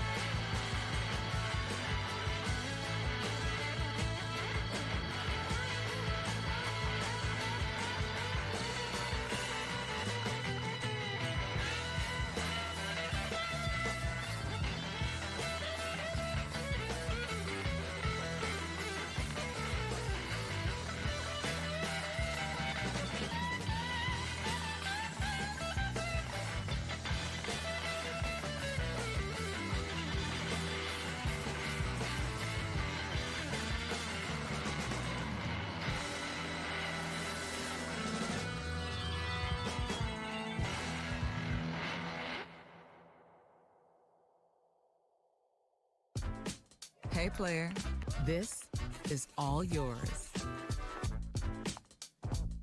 This room with this view. This speakeasy with this cocktail. Hey, could you make that too? This spa with this. Ah. And this pool on this roof. This is all for you. The all-new Hamul Casino Resort, now open.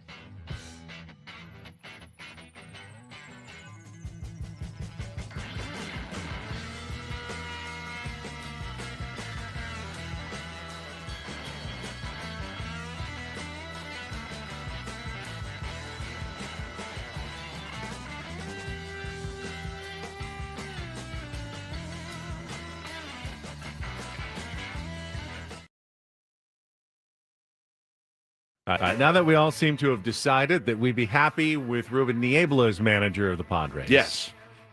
Now let's go the other way. Don't hire Ruben, AJ. We don't want it. They never listened to us. Exactly. Good morning, guys. Morning, AJ.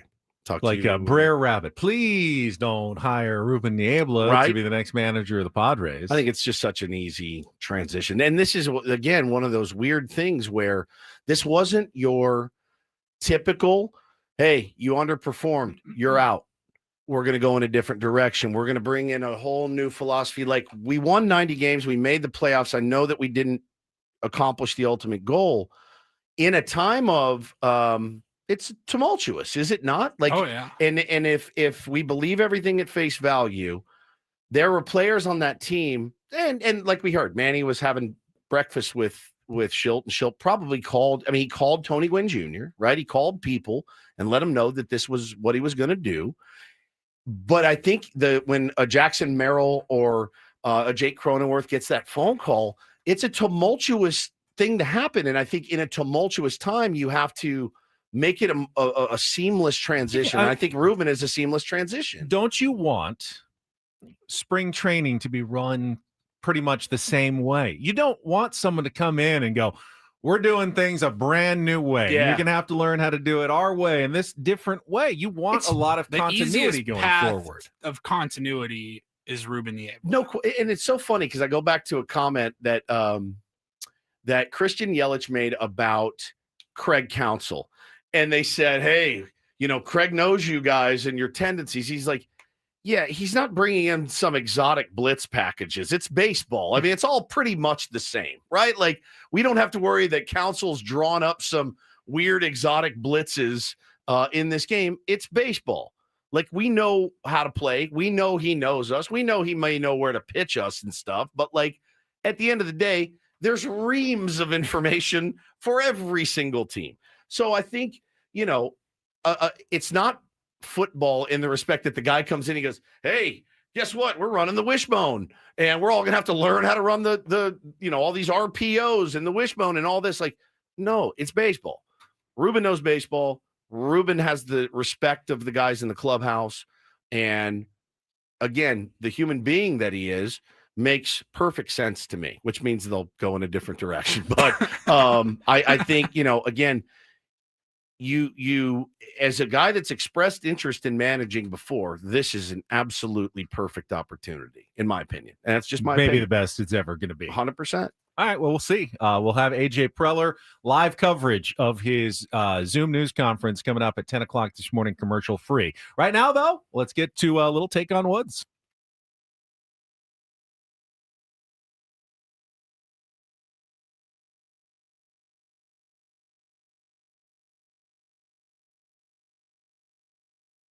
Take on Woods brought to you by Bay Alarm, security and fire alarms for every business. We got you. And let's go to the top of the board. Is this Patrick? This is Patrick. All right, Patrick, you ready to play Take on Woods?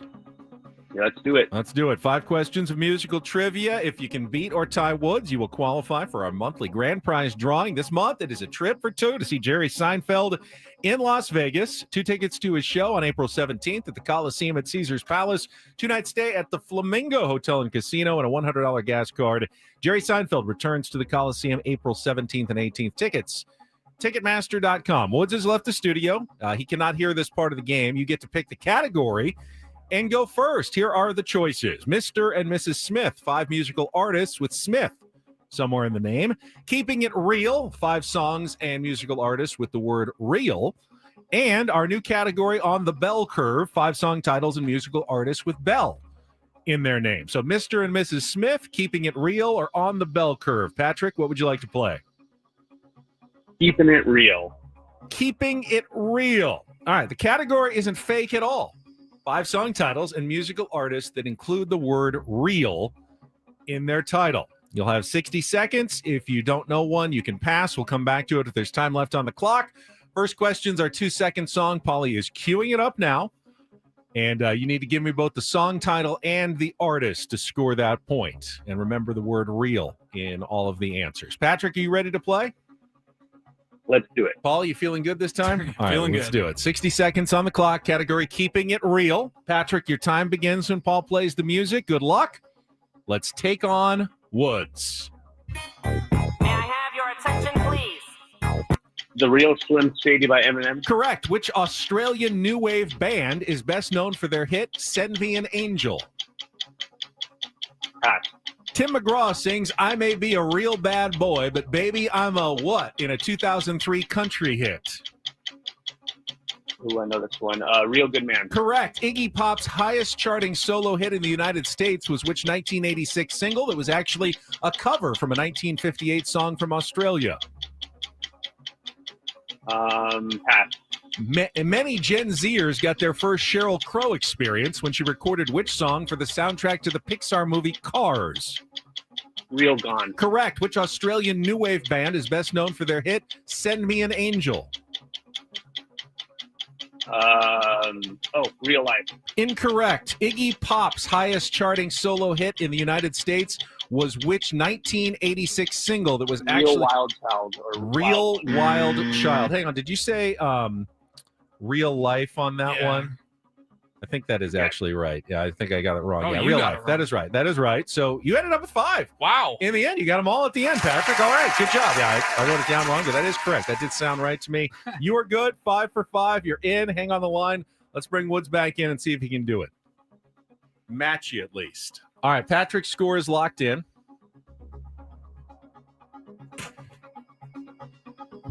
$60 seconds back on the clock. Same 5 questions. Woods, your time begins when Paul plays the music. Good luck. Let's take on Patrick. Real Slim Shady by Eminem. Correct. Which Australian new wave band is best known for their hit Send Me an Angel? Pass. Tim McGraw sings I May Be a Real Bad Boy, but Baby, I'm a What in a 2003 country hit? Pass. Iggy Pop's highest charting solo hit in the United States was which 1986 single is actually a cover of a 1958 song from Australia? Lust for Life? Incorrect. Many Gen Zers got their first Sheryl Crow experience when she recorded which song for the soundtrack to the Pixar movie Cars? All I Want to Do? Incorrect. Which Australian new wave band is best known for their hit Send Me an Angel? Category. I'm dead. What a choke. You've already lost. Yeah. Toast. Absolutely cooked. I don't know. Thought you might get some of these. You only got... Give me the category. It's real. Keeping it real. Real Slim Shady. The Real Slim Shady. Yeah. Real Life. Send Me an Angel. I May Be a Real Bad Boy, but Baby, I'm a Real Good Man. Real Wild Child by Iggy Pop. And Real Gone by Sheryl Crow. No idea. You were just smoked today by Patrick. Just absolutely decimated. Well done, Patrick. Good you are job, in Patrick. to the drawing for Las Vegas. You got any almond joys over there to ease my pain? I do not. You ate them all. I'm sorry. There's no consolation for you today. Cooked. Yeah, I'm not built for October, Nick says. Yeah. Man, I'm a Padre. Shame. Yeah, Woods clearly doesn't care. Yeah, that's just me. I got my money. I don't care anymore. Yeah. You got your bag? Got my bag. Oh, my goat is washed. I'm so sorry. That was embarrassing. I would say I'll do better. But training for Take on Woods is like training to hit in October. Like, you just don't know. You just don't know what's coming up any single day. You can't train for it necessarily. You can't study for it. I can't. I mean, you're always listening to music. Always, so in a way, I'm always you're reading always training. Like music bios and stuff. I'm reading a couple right now. Some days it's just not your day. You're facing a tough pitcher. You've just got, I tip my cap. You don't see it well. Whatever, it's not coming in. Body language is terrible, terrible right now. All right, let's take a timeout. We'll talk more about the issues facing the San Diego Padres, looking for a new manager, and more coming up next on San Diego's #1 sports station, 97.3 The Fan. Well, listen, gang, if you're trapped in a high-rate mortgage, if you're watching your hard-earned dough vanish every single month, stop right now at Loan Pronto. They're delivering the lowest mortgage rates in 3 years. Their rate reduction home loan program is a streamlined, low-cost way to slash your house payments by hundreds of dollars a month. Imagine saving hundreds of dollars a month. Think about all of the almond joys one could buy if you lock in a fixed rate as low as 4.99% APR. Close in as little as 2 weeks. No appraisal needed in most cases. Here's the kicker. You could even skip your next 2 house payments entirely. Rates this low will not last. Call Loan Pronto now for your free, no obligation quote. Imagine lower payments, more money in your pocket, and a fresh start with a better mortgage. 619-207-4336 or loanpronto.com. Lock in the new low rate. Skip those next 2 payments. 619-207-4336 or loanpronto.com. Equal housing lender, NMLS 1661781. Subject to lender approval, NMLSconsumeraccess.org.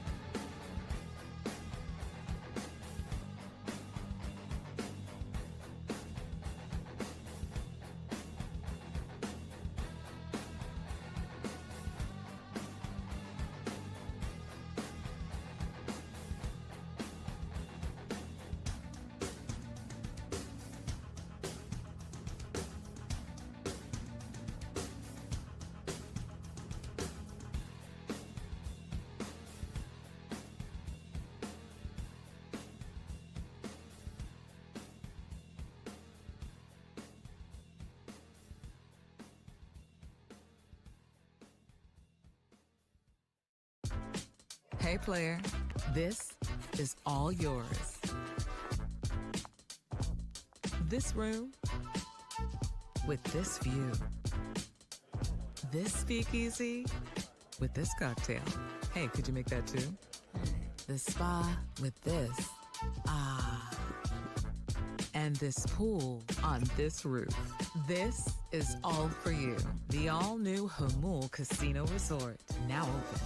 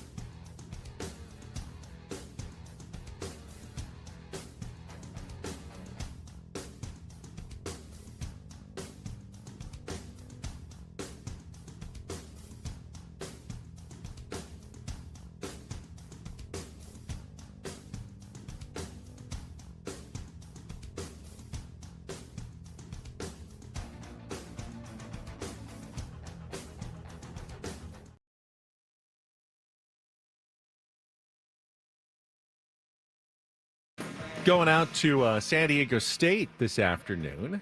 I've got a bit of a media day for some of the players as they get ready for their first basketball preseason game on Friday night against UCLA at Viejas Arena. By the way, Brian Dutcher, speaking yesterday, said tickets are still available. Remember, they're putting this game on to raise NIL money. Ooh. So this goes to the Friday players, night. helps the program.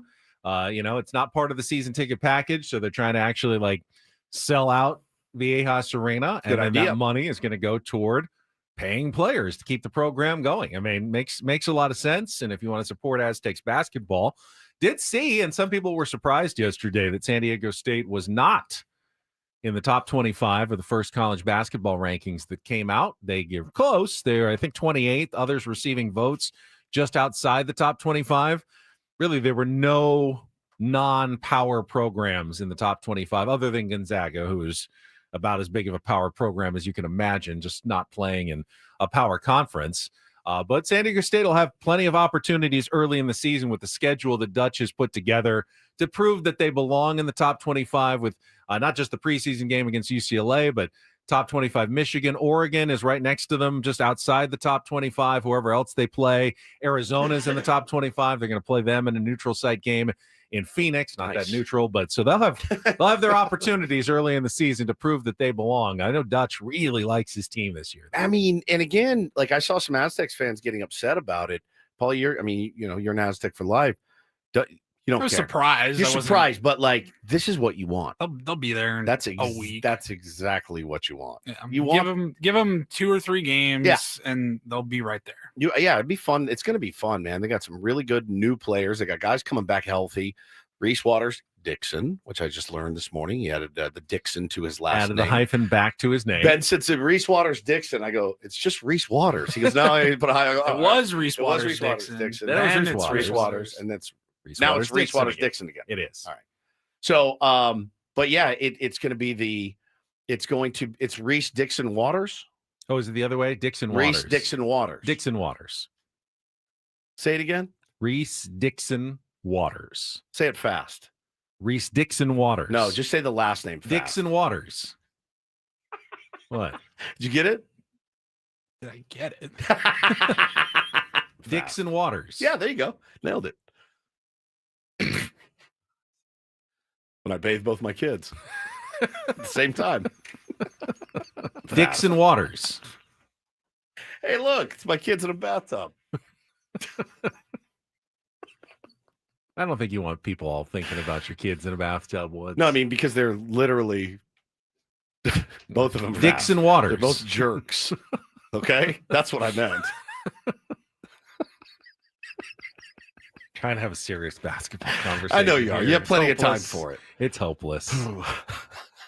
I said Magoon Gwath is going to get evaluated by the doctors on Thursday and is closing in on his return. Now, he's been out after surgery for 8 or 9 months, and he'll be a key member of the team as well when he comes back. Well, we didn't talk yesterday, and I got screamed at online by a guy that was very mad about the. We didn't get to the Aztecs football. We were when I tell this guy, it was on the tip of our tongues to talk about the football game. And then we heard that Mike Shildt. It was literally it was the first story of the Reindl Report, which we get to about 9:05, and AC's story dropped at 9:01. And I was like, 23 hours and 48 minutes later. Yes. Let's get to it right after checking traffic here on 97.3 The Fan. From the 855 Get Ross Traffic Center, protecting San Diego after accidents or injury, here's Kelly Danick. Traffic is sponsored by Creative Repipe, the Repipe experts. Got a number of things going on here, guys. One of them is this collision on northbound 125 past Spring Street. This appears to be blocking the fast lane. Also going to find westbound 52 right around Mast Boulevard. Accident involving a couple vehicles, got middle lanes blocked. Several problems in the North County, southbound 5 coastline just before Encinitas Boulevard. Accident in the center of Vibe, but fire crews got the HOV lane blocked. Eastbound 78 collision just before the 15.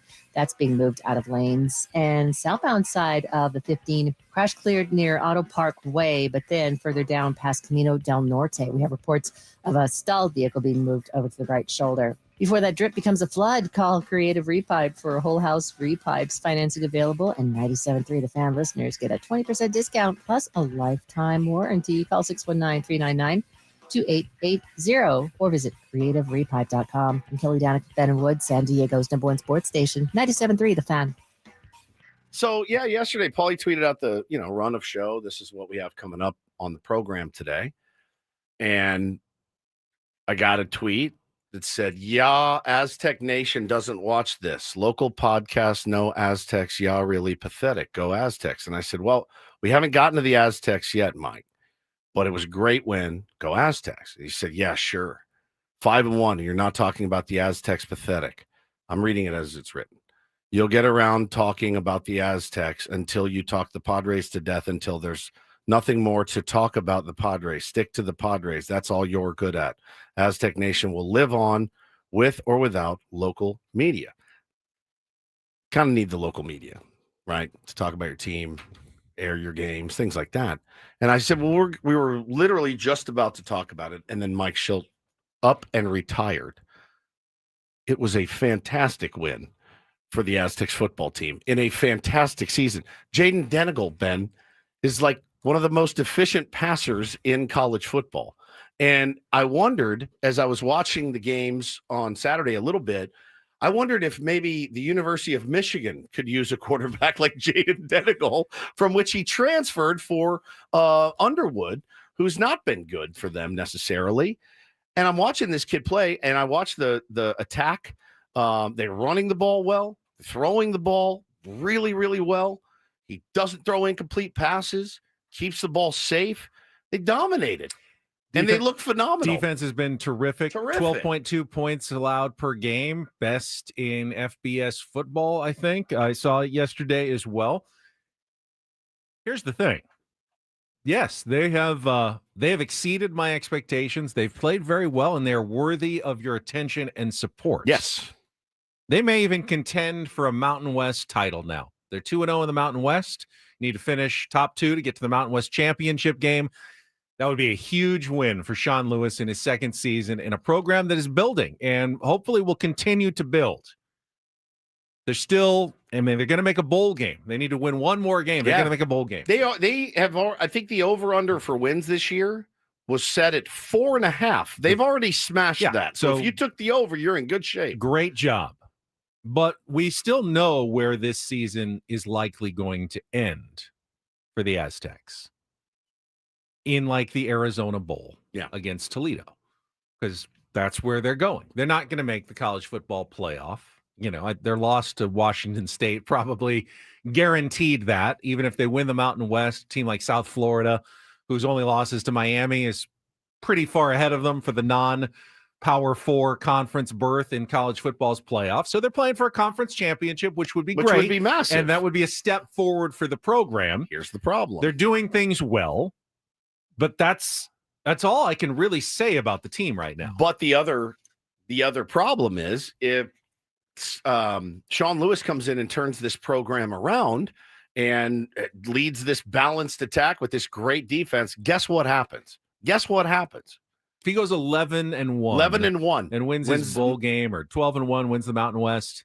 See you later. Yeah, likely he'll take an opening at a bad Power 4 school somewhere that's willing to pay him 5 times what he's making now to try to turn their program around. But again, and then the Aztecs go back to square one. And that's the nature of this awful, awful business that is college football. It just really is. So I think, but again, we were totally going to do it, man. I apologize. I'd like to. It's not a request show, so we had it on the plan to get to, and we just didn't get to it because of Mike Shildt. I'm very impressed, though. Massively impressed. And Jaden Denigal is a really fun guy to watch. We were skeptical going into the season, I think with plenty of reason, but they have played far beyond my expectations on both sides of the ball. And Sean Lewis has done a really, really good job after a really rough first season. Horrible first season. Doing a really good job. Now, the schedule is tougher in the second half, and but they got Boise State coming up. It's not like they're eking out these wins. Right, they're winning convincingly. They're hammering opponents right now. Which is hammering great. Opponents. It's they got Fresno State next Saturday after a bye. Still have Boise State. But they could play for a Mountain West title this year, which is fantastic. It's fantastic. Good job, Sean Lewis. You have our respect. Oh, I'm sure that it was keeping him up at night. All right, Paulie, Reindl Report this time. We're going to get to it. Yes. I believe Allegedly. so. Unless Kevin Acey's got any more news to drop at 9 o'clock. We'll see what happens in the next couple of minutes. Otherwise, Reindl Report next with Bennett Woods on 97.3 The Fan.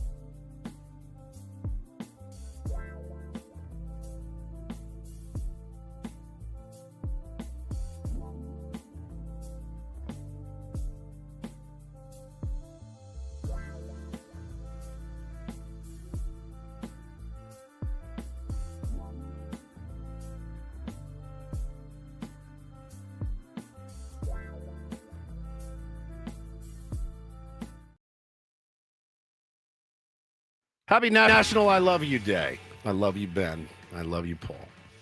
Love you too. I love you, Tier 1s. Love you guys. Love you. It's hard. You can say that now, finally. You After can. 8 years. No, you can. I've always been able to. I've always been able to say it. You can finally say it. I love you.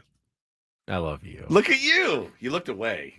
I can't look at you in the eyes. You can't. Come on. He's like, I love you too. I love you too. Love you. Love you. He begrudgingly does, though.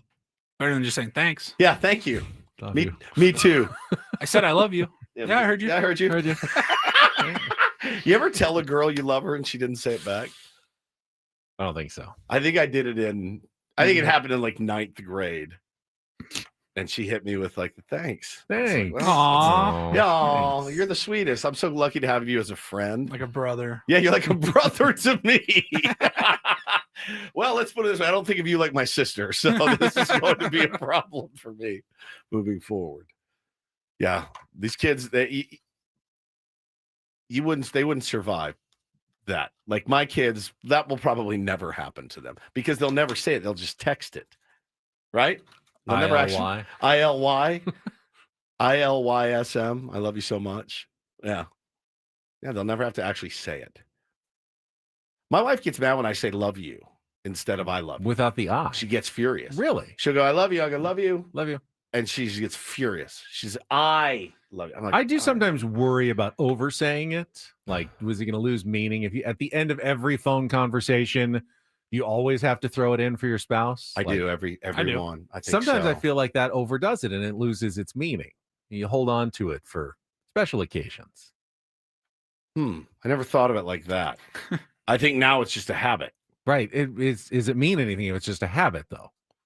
If you're trying to make that phrase mean something and turning into a habit. What do you get? What do you allow yourself? 6, 7 a year? Like how do you allocate like how many you do? I mean, I do think about such things. Like, what's the right ratio? Once a week? Yeah, you need therapy for sure. That's just the fact that you think about these things means you need therapy ASAP. Or does everybody else need to be thinking about these things too? No. It's always good to evaluate. It's always good to tell somebody you love them. It's never a bad thing. Never has anyone gone, oh, God, I wish they wouldn't tell me that they loved me. I hate hearing that. Have you ever been in an argument, but at the end, you still say at the end? Yeah.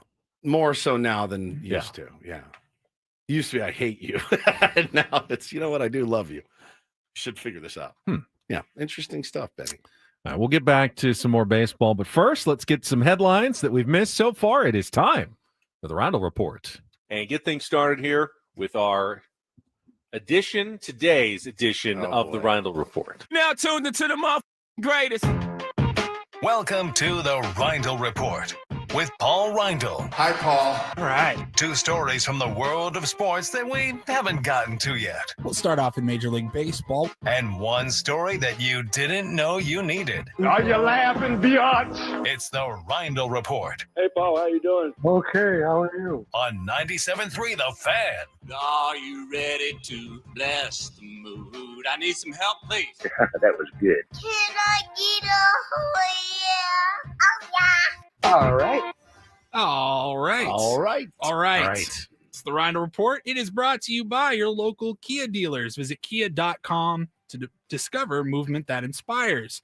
Gentlemen, let's go chronologically here. No Reindl Report yesterday. Skipped it with the Shildt news dropping at 9 a.m., but pretty massive college football story from over the weekend. James Franklin out at Penn State. He had been there for 12 seasons, which I knew he'd been there a while. I didn't know it was that long. Me too. That surprises 12 seasons. Yeah. I thought he was there for like 4. I had a buddy that played for him at Vanderbilt before Penn State, and I started doing the math. I'm like, yeah, that was like 2011, 2012, somewhere in there. I'm like, yeah, I guess it's been 12 years that he has been running things at Penn State, and the school announced after their loss to Northwestern on Saturday, their starting quarterback went down for the year with an injury. It was their 2nd straight loss, I believe, and things were just not going well. 0-3 in the Big Ten, man. Yeah, Penn State decided to pull the plug, and what's fascinating, I guess, was shocking, is the money. James Franklin is still owed just over $49 million on his contract. It's the best gig on the planet. Yeah, that's going to be the second biggest buyout in college football history. We talked a couple of years ago. Is Jimbo Fisher, $76 million from Texas A&M. God. But James Franklin going to get paid $50 million to not work.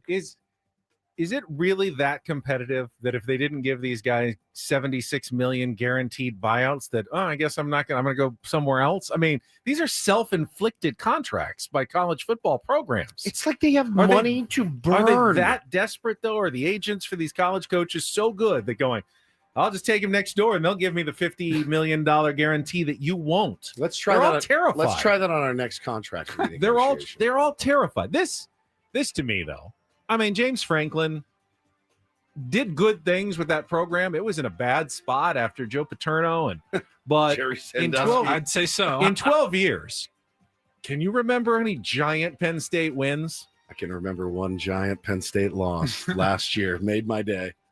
What's shocking, though, is 1 month ago today, Penn State was number 2 in the country, undefeated. San Diego State was coming off a 36-13 loss to Washington State. 1 month later, the Aztecs are getting more votes in the top 25 poll than the Nittany Lions are. Didn't get a single vote in the top 25 this week, and the Aztecs got 2. As they mentioned, this is not a this season problem. This is a trajectory that we are on. He is now 4-21 against top 10 opponents. Oof. 1-18 against top 10 Big Ten teams is not easy. But that to didn't say. get him fired. Losing to UCLA and Northwestern got him fired. 160 winning percentage against AP top teams is tied for the third worst record by a coach at a single school since the poll era began in 1936. It's amazing they took this long. And again, you look at the preseason rankings, everybody had him at number 2. They didn't factor into the fact that this guy is allergic to winning big games. Got pretty mouthy with my coach, Marcus Freeman, about joining a conference, and I didn't forget that. Neither did Coach Freeman. Well, listen, at the end of the day, who's the winner? James Franklin. He does not have to coach at Penn State anymore, and he has $49 million coming his way. What's a better gig than that? Sit on your ass, and here's $49 million. Sit on your ass. Do nothing. You can still go coach.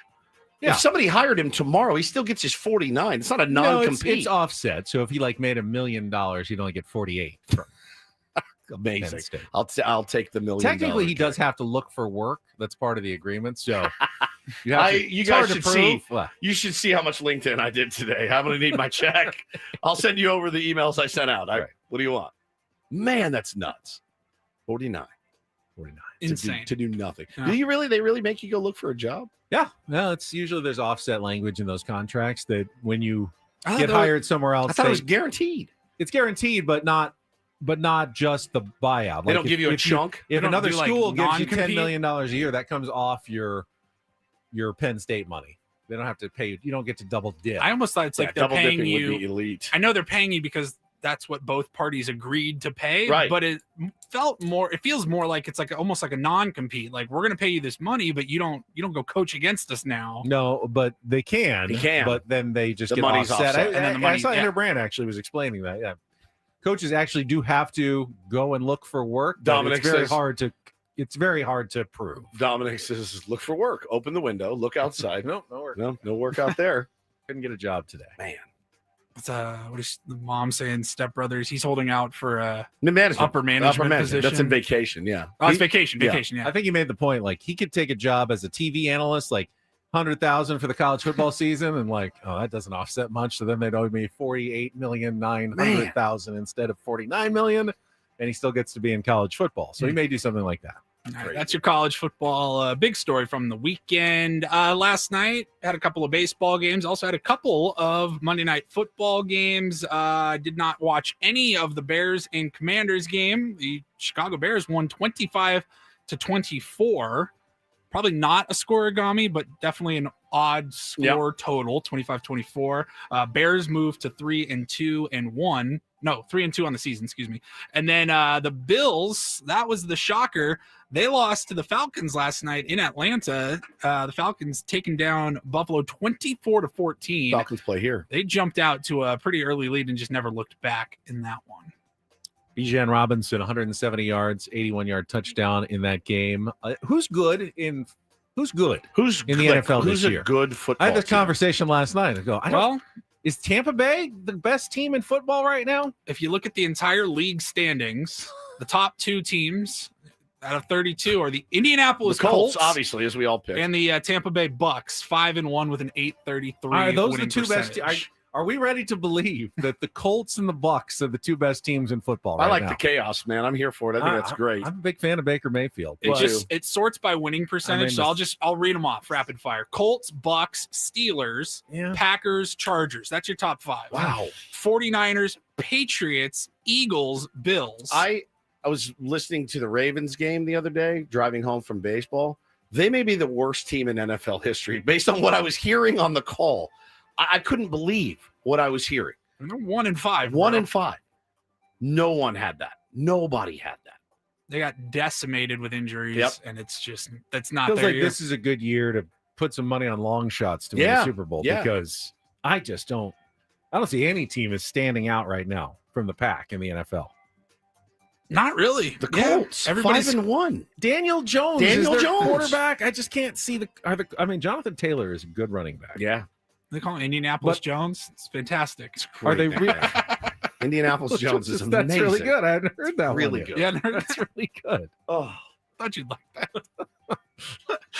All right. And then finally, gentlemen, this is another story that we would have gotten to yesterday in normal circumstances. Didn't have it, so we'll get to it today. A shout out to her family from over the weekend. I was very shocked to see that Diane Keaton passed away. So sad. On Saturday, at just 79 years old. No word yet on the cause of death. I don't know if that's been updated or not, but everyone that seemed to know her and talked, whether it was to TMZ, People Magazine, whatever. Oh, beloved. But the people that were close to her, even like it was fairly unexpected. Like. I read somewhere that she just has been like living out in Palm Springs, hasn't been feeling too hot, and you know what? To whatever I don't even need to know. I don't either. I don't have that desire to know. I don't think it was something nefarious. Would be my guess. People Magazine reported that her health declined rapidly over the last few months. She's almost 80. Yeah. What's the age at which it's no longer really relevant? 75. After 75 or so. Yeah. She I didn't know this, but we had this on Channel 10 last night. She was a major supporter of the Helen Woodward Animal Center, was on their board of directors and did a lot of publicity and was just an absolute animal lover. I love it. For her whole life and supported that organization and rescue of animals fully. So I thought that was really cool. Favorite Diane Keaton movie? I'm trying to remember. What are some of my choices here? Godfather. She was fantastic in The Godfather. I don't know why I don't think of First that as a Wives Diane Club. Keaton movie, but she. I don't either, but she's phenomenal in it. Right. And you know, want to talk about like not only holding your own amongst one of the best casts ever. Father of the Bride. That's a good one. Yeah. She's elite in that. I really like Something's Gotta Give. So good, Jack Nicholson. Keanu These Reeves. are movies that like my parents watched back then. And I was like, I kind of like this movie. She was spectacular. Family Stone. I saw that. I can't remember. Holiday season. This is a dark movie. period for me. I will say, Woody Allen, I've never gotten or liked any really of his movies at all. Same. It's not. And now I feel good about that decision. Me too. I feel like I was on the right side of history with the old Woody Allen choices that I made. Yeah. Well, gentlemen, you know how we do things on this show.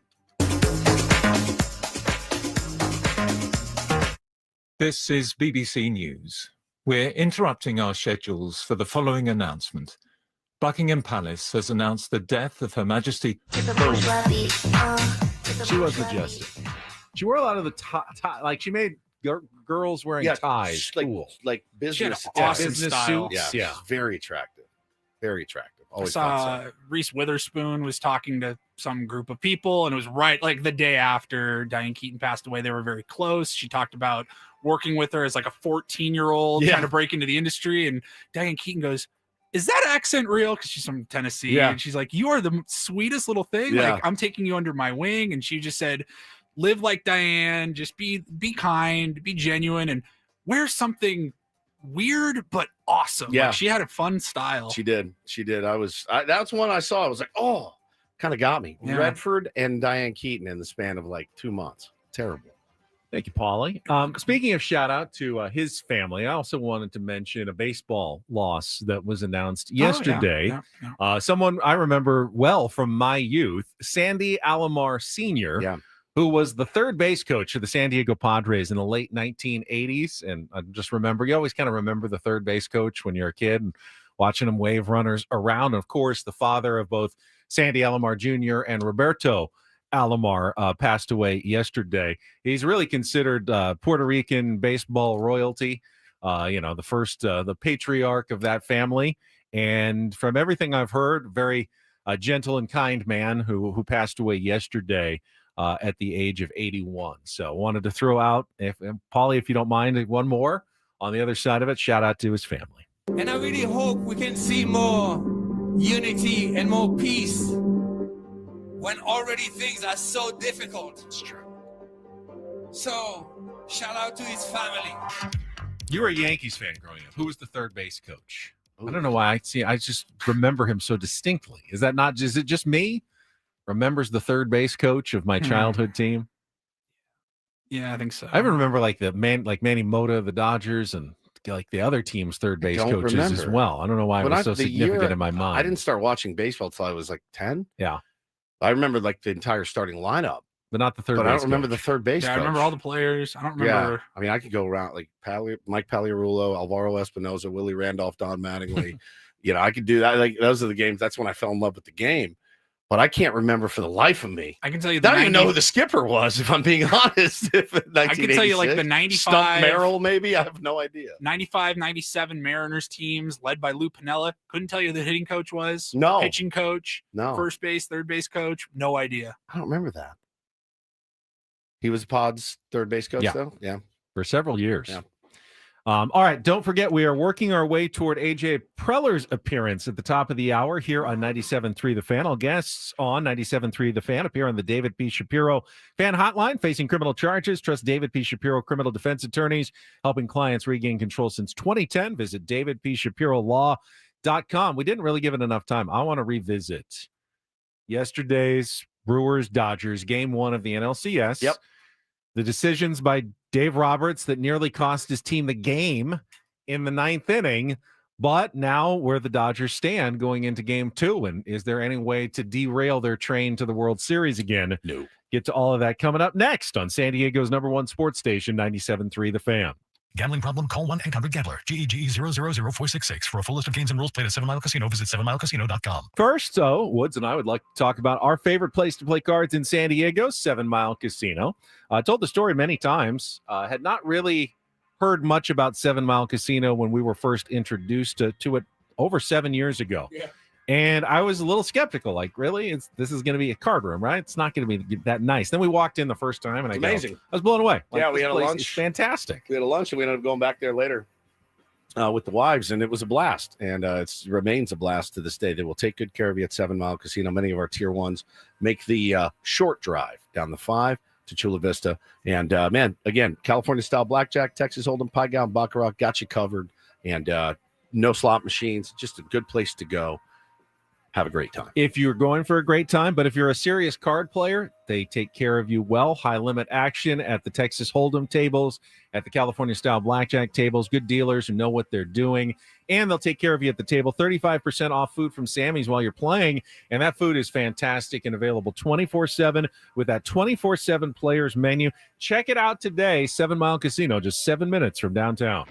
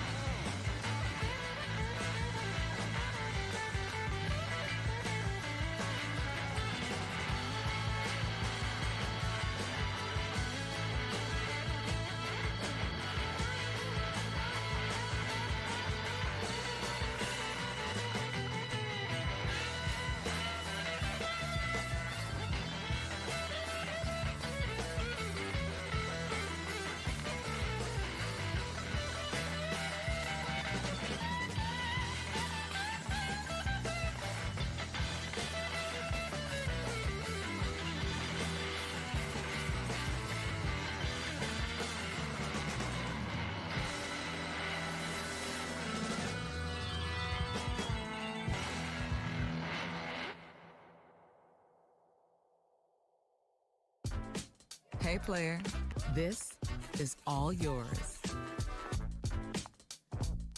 This room with this view.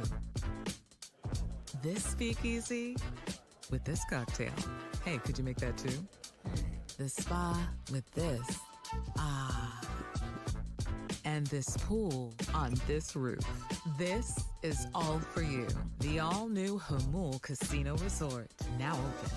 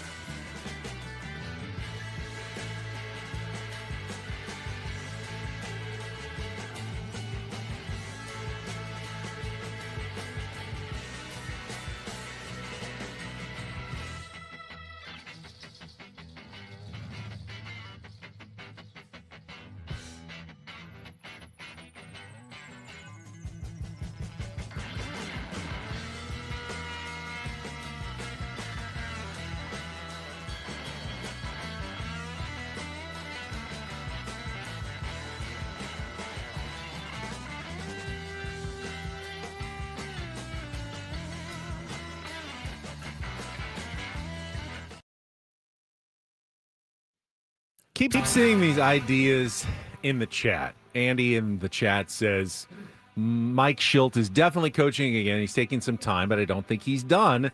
They only said it was due to his health, so it didn't look like Preller had to move on again from another manager. Again, it's an interesting theory. Just why would Mike Shildt cooperate with that, though? Why would he walk away from money and 2 years only just so AJ Preller could save some face? Right. And again, he has no obligation to do that. And again, you know, he talked to Dennis Lind and he said on the record, I walked away. I did not take a buyout or any sort of money. Unless you're a giant conspiracy theory and you think that they have given Mike Shildt like millions extra to just say he is walking away and retiring from the game. In which case that would be, I would think, a giant scandal in Major League Baseball if that ever came out. Yeah. But that just doesn't follow. The facts just don't fit that narrative. It seems as though Mike Shildt is making this decision on his own. And again, like if he goes back and coaches at some point, I don't know that it will be in the manager's spot. Because again, if you're, I don't want to sound callous at all, Benny, but would you be reluctant to hire Mike Shildt? Yeah. Yes. Right? Yes. Yes. The answer is yes. Not for another role. Not for another role. Knowing the toll managing took on him, I wouldn't feel right about. Nor would I. We were skeptical when the Padres hired him. I mean, you at least were like, why did St. Louis just fire him after three successful seasons? And I think it was a fair question then. So now I'm just saying that's going to add even more. I would think, like I said earlier, he may join another organization in another role. And at some point, if like he's in that organization and they're desperate for a manager, maybe that would be his only avenue toward returning. But I don't see him being hired by a team through an interview process. He'll have a fungo in his hand at a spring training facility in March. Yeah. Somebody said if they do expand into Charlotte, what a perfect fit. 100%. Carolina boy, man, through and through.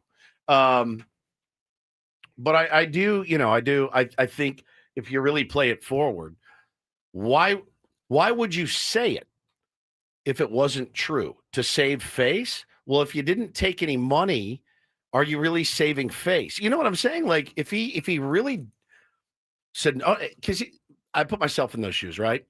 Woodsy, we want to go in a different direction. Okay. I got 2 years left on my deal. So cut me a check and appreciate it. And that's it. Right. And I walk out the door.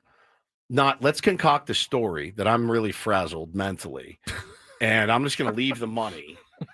And then you guys can go get another manager and I'll just leave empty-handed. Especially in a business where it's incredibly common for teams to move on. It's not some sort of giant stain that it didn't work out. What was the point you made earlier? 1/3 of the managers in baseball are gone after every year. Because Paulie said something to the effect of reading the letter yesterday. There are little things that you can look at and pick up these nuggets and, Easter eggs that you think you may find. But if, I'm trying to think of the best way to put this. Shildt walking away.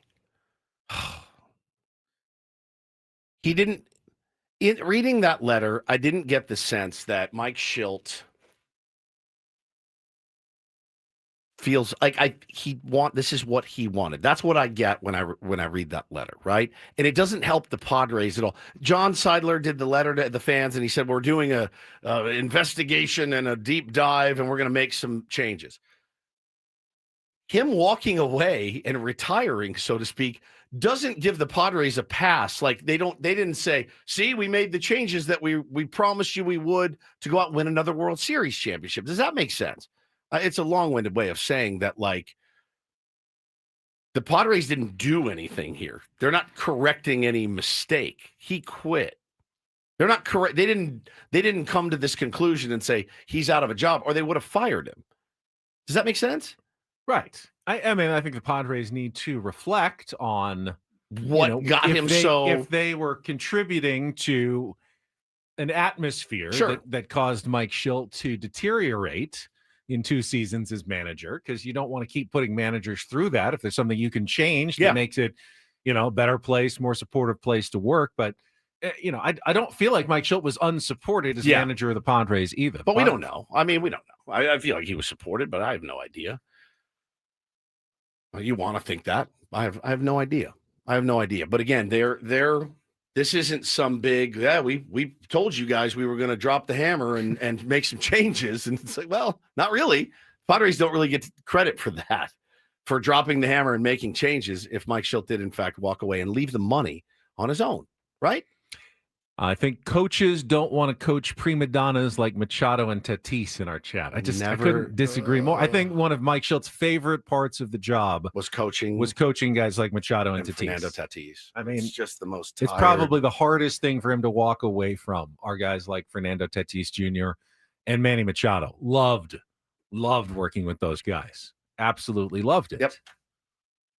I just have to keep fighting against that narrative because I don't know everything that's going on, but we cover it on a daily basis pretty closely. I'm so tired. And we talk to enough people that I think we would know if that was the case. And that's just not the case in the Padres organization. The players, it's a good group of players. Yep. They've finally found a really good group of players that get along in the clubhouse. It's a good place to be for the most part.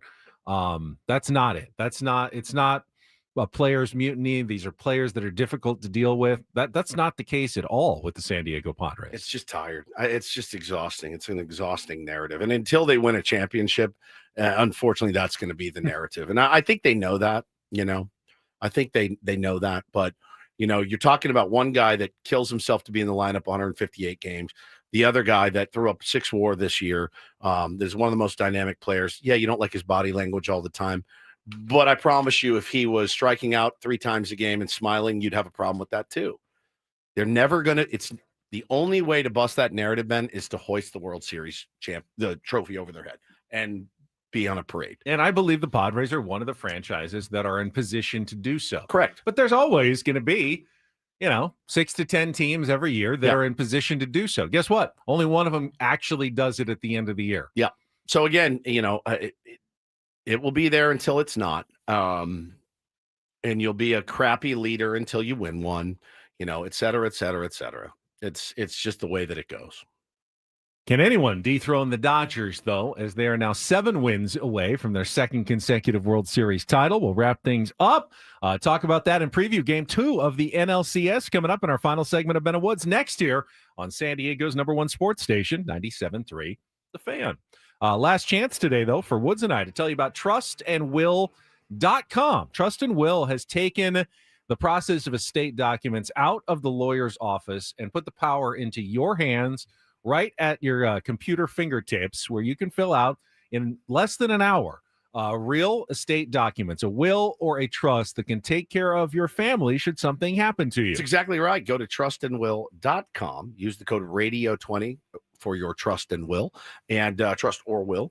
And again, trustandwill.com. Code is radio20. Get that peace of mind that it's hard to find in life, but this is one of those things that you absolutely have to do if you have a family.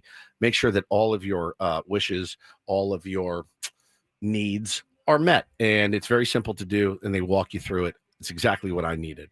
Trustandwill.com. And that code radio20 is going to get you 20% off your trust or your will. That's right. When you fill it out, it's it would be much more expensive to do this through a real lawyer's office, but these documents are just as good as those.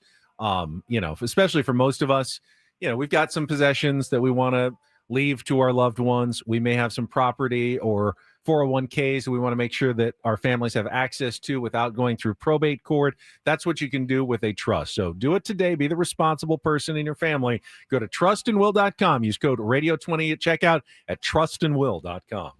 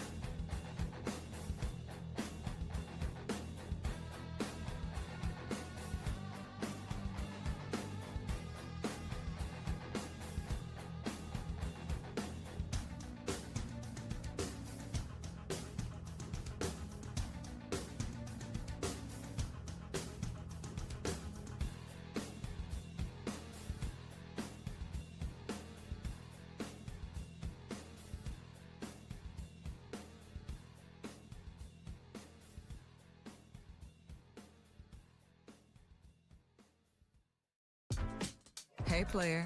This is all yours. This room with this view. This speakeasy with this cocktail. Hey, could you make that too? The spa with this. Ah. And this pool on this roof. This is all for you. The all-new Hamul Casino Resort, now open.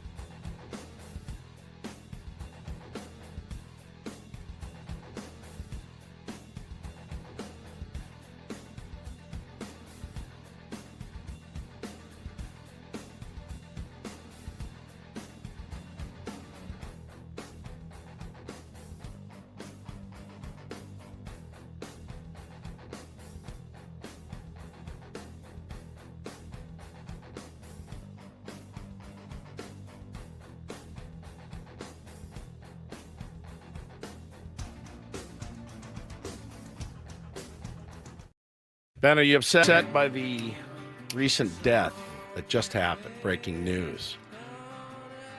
Another one. Legendary soul singer D'Angelo has passed away at the age of 51. Can't say I am that familiar with D'Angelo. I remember D'Angelo Jimenez, Padres infielder. Beverly D'Angelo from Christmas Vacation and movies like that. But just D'Angelo? I went to high school with D'Angelo Davis. D'Angelo Russell? D'Angelo Russell, yeah. Just D'Angelo. D'Angelo. Paul, you know him? Heard of him. Probably have heard a song, but did this insane. You were playing something during the break. I'm like, okay, that sounds. Did this insane video for How Does It Feel? He's all nude and just yoked. All nude. He's all nude, and it was just this video. You're like, wow, like you're on stage, like on camera, and you're just nude. What is it? It's called How Does It Feel? It was like the best makeout song ever when I was younger. Oh yeah, he's just completely in his birthday suit, nude, like me at the spa on Saturday. Different Feels looking. like they couldn't play that on television very they did. much then. They did. Yeah, they did play it. It was kind of, I think it was like blurred out. Yeah. Pixelated. Yeah. Man, he was really talented. 51 years old. That's unbelievable.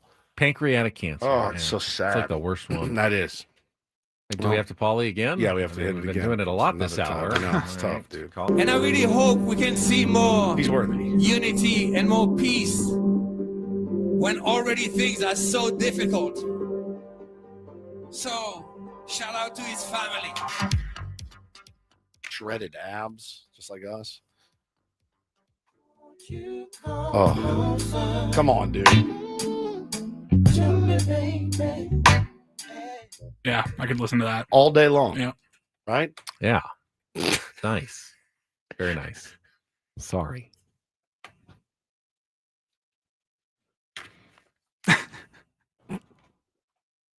So I like how he just starts naming all the sports people he knows with this D'Angelo. I remember this guy. Who is it? D'Angelo Jimenez. Jimenez, right. Yeah. Padres infielder. Padres infielder.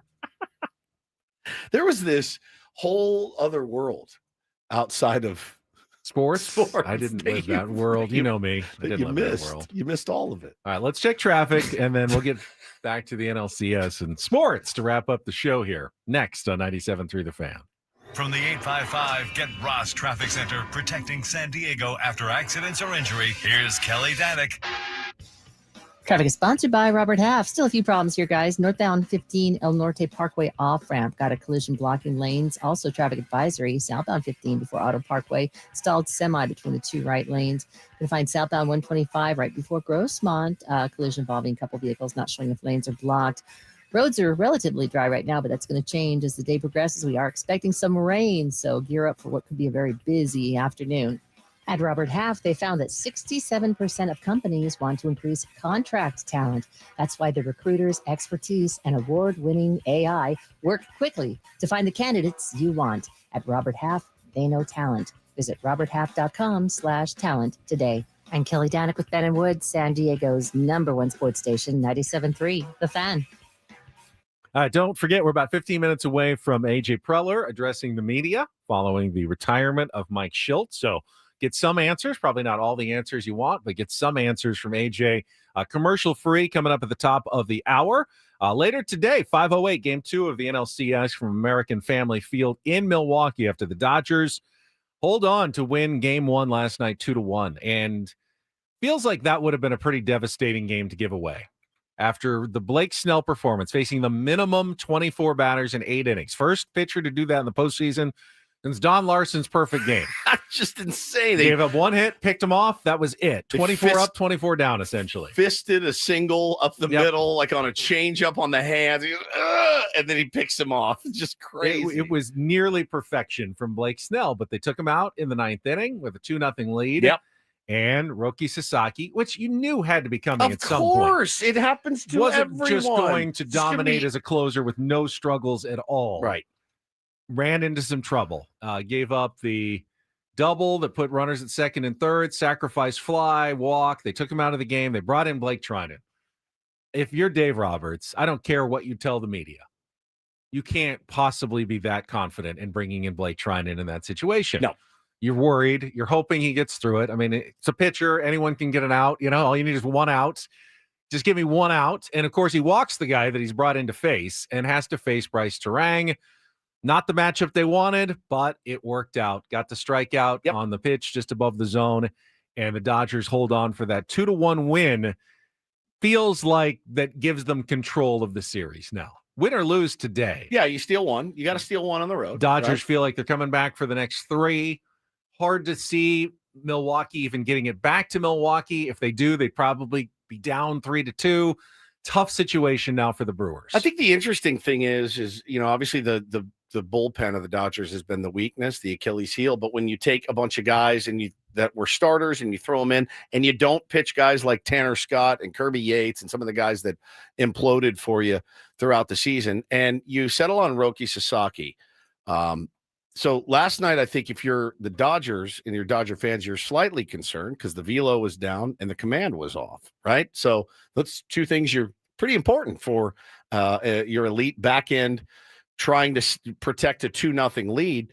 And there was a little bit of a crack there. And again, I mean, this is a kid. He's a rookie still. And, had to send him down earlier in the season, kind of stashed him down there, worked with him, came back, lights out.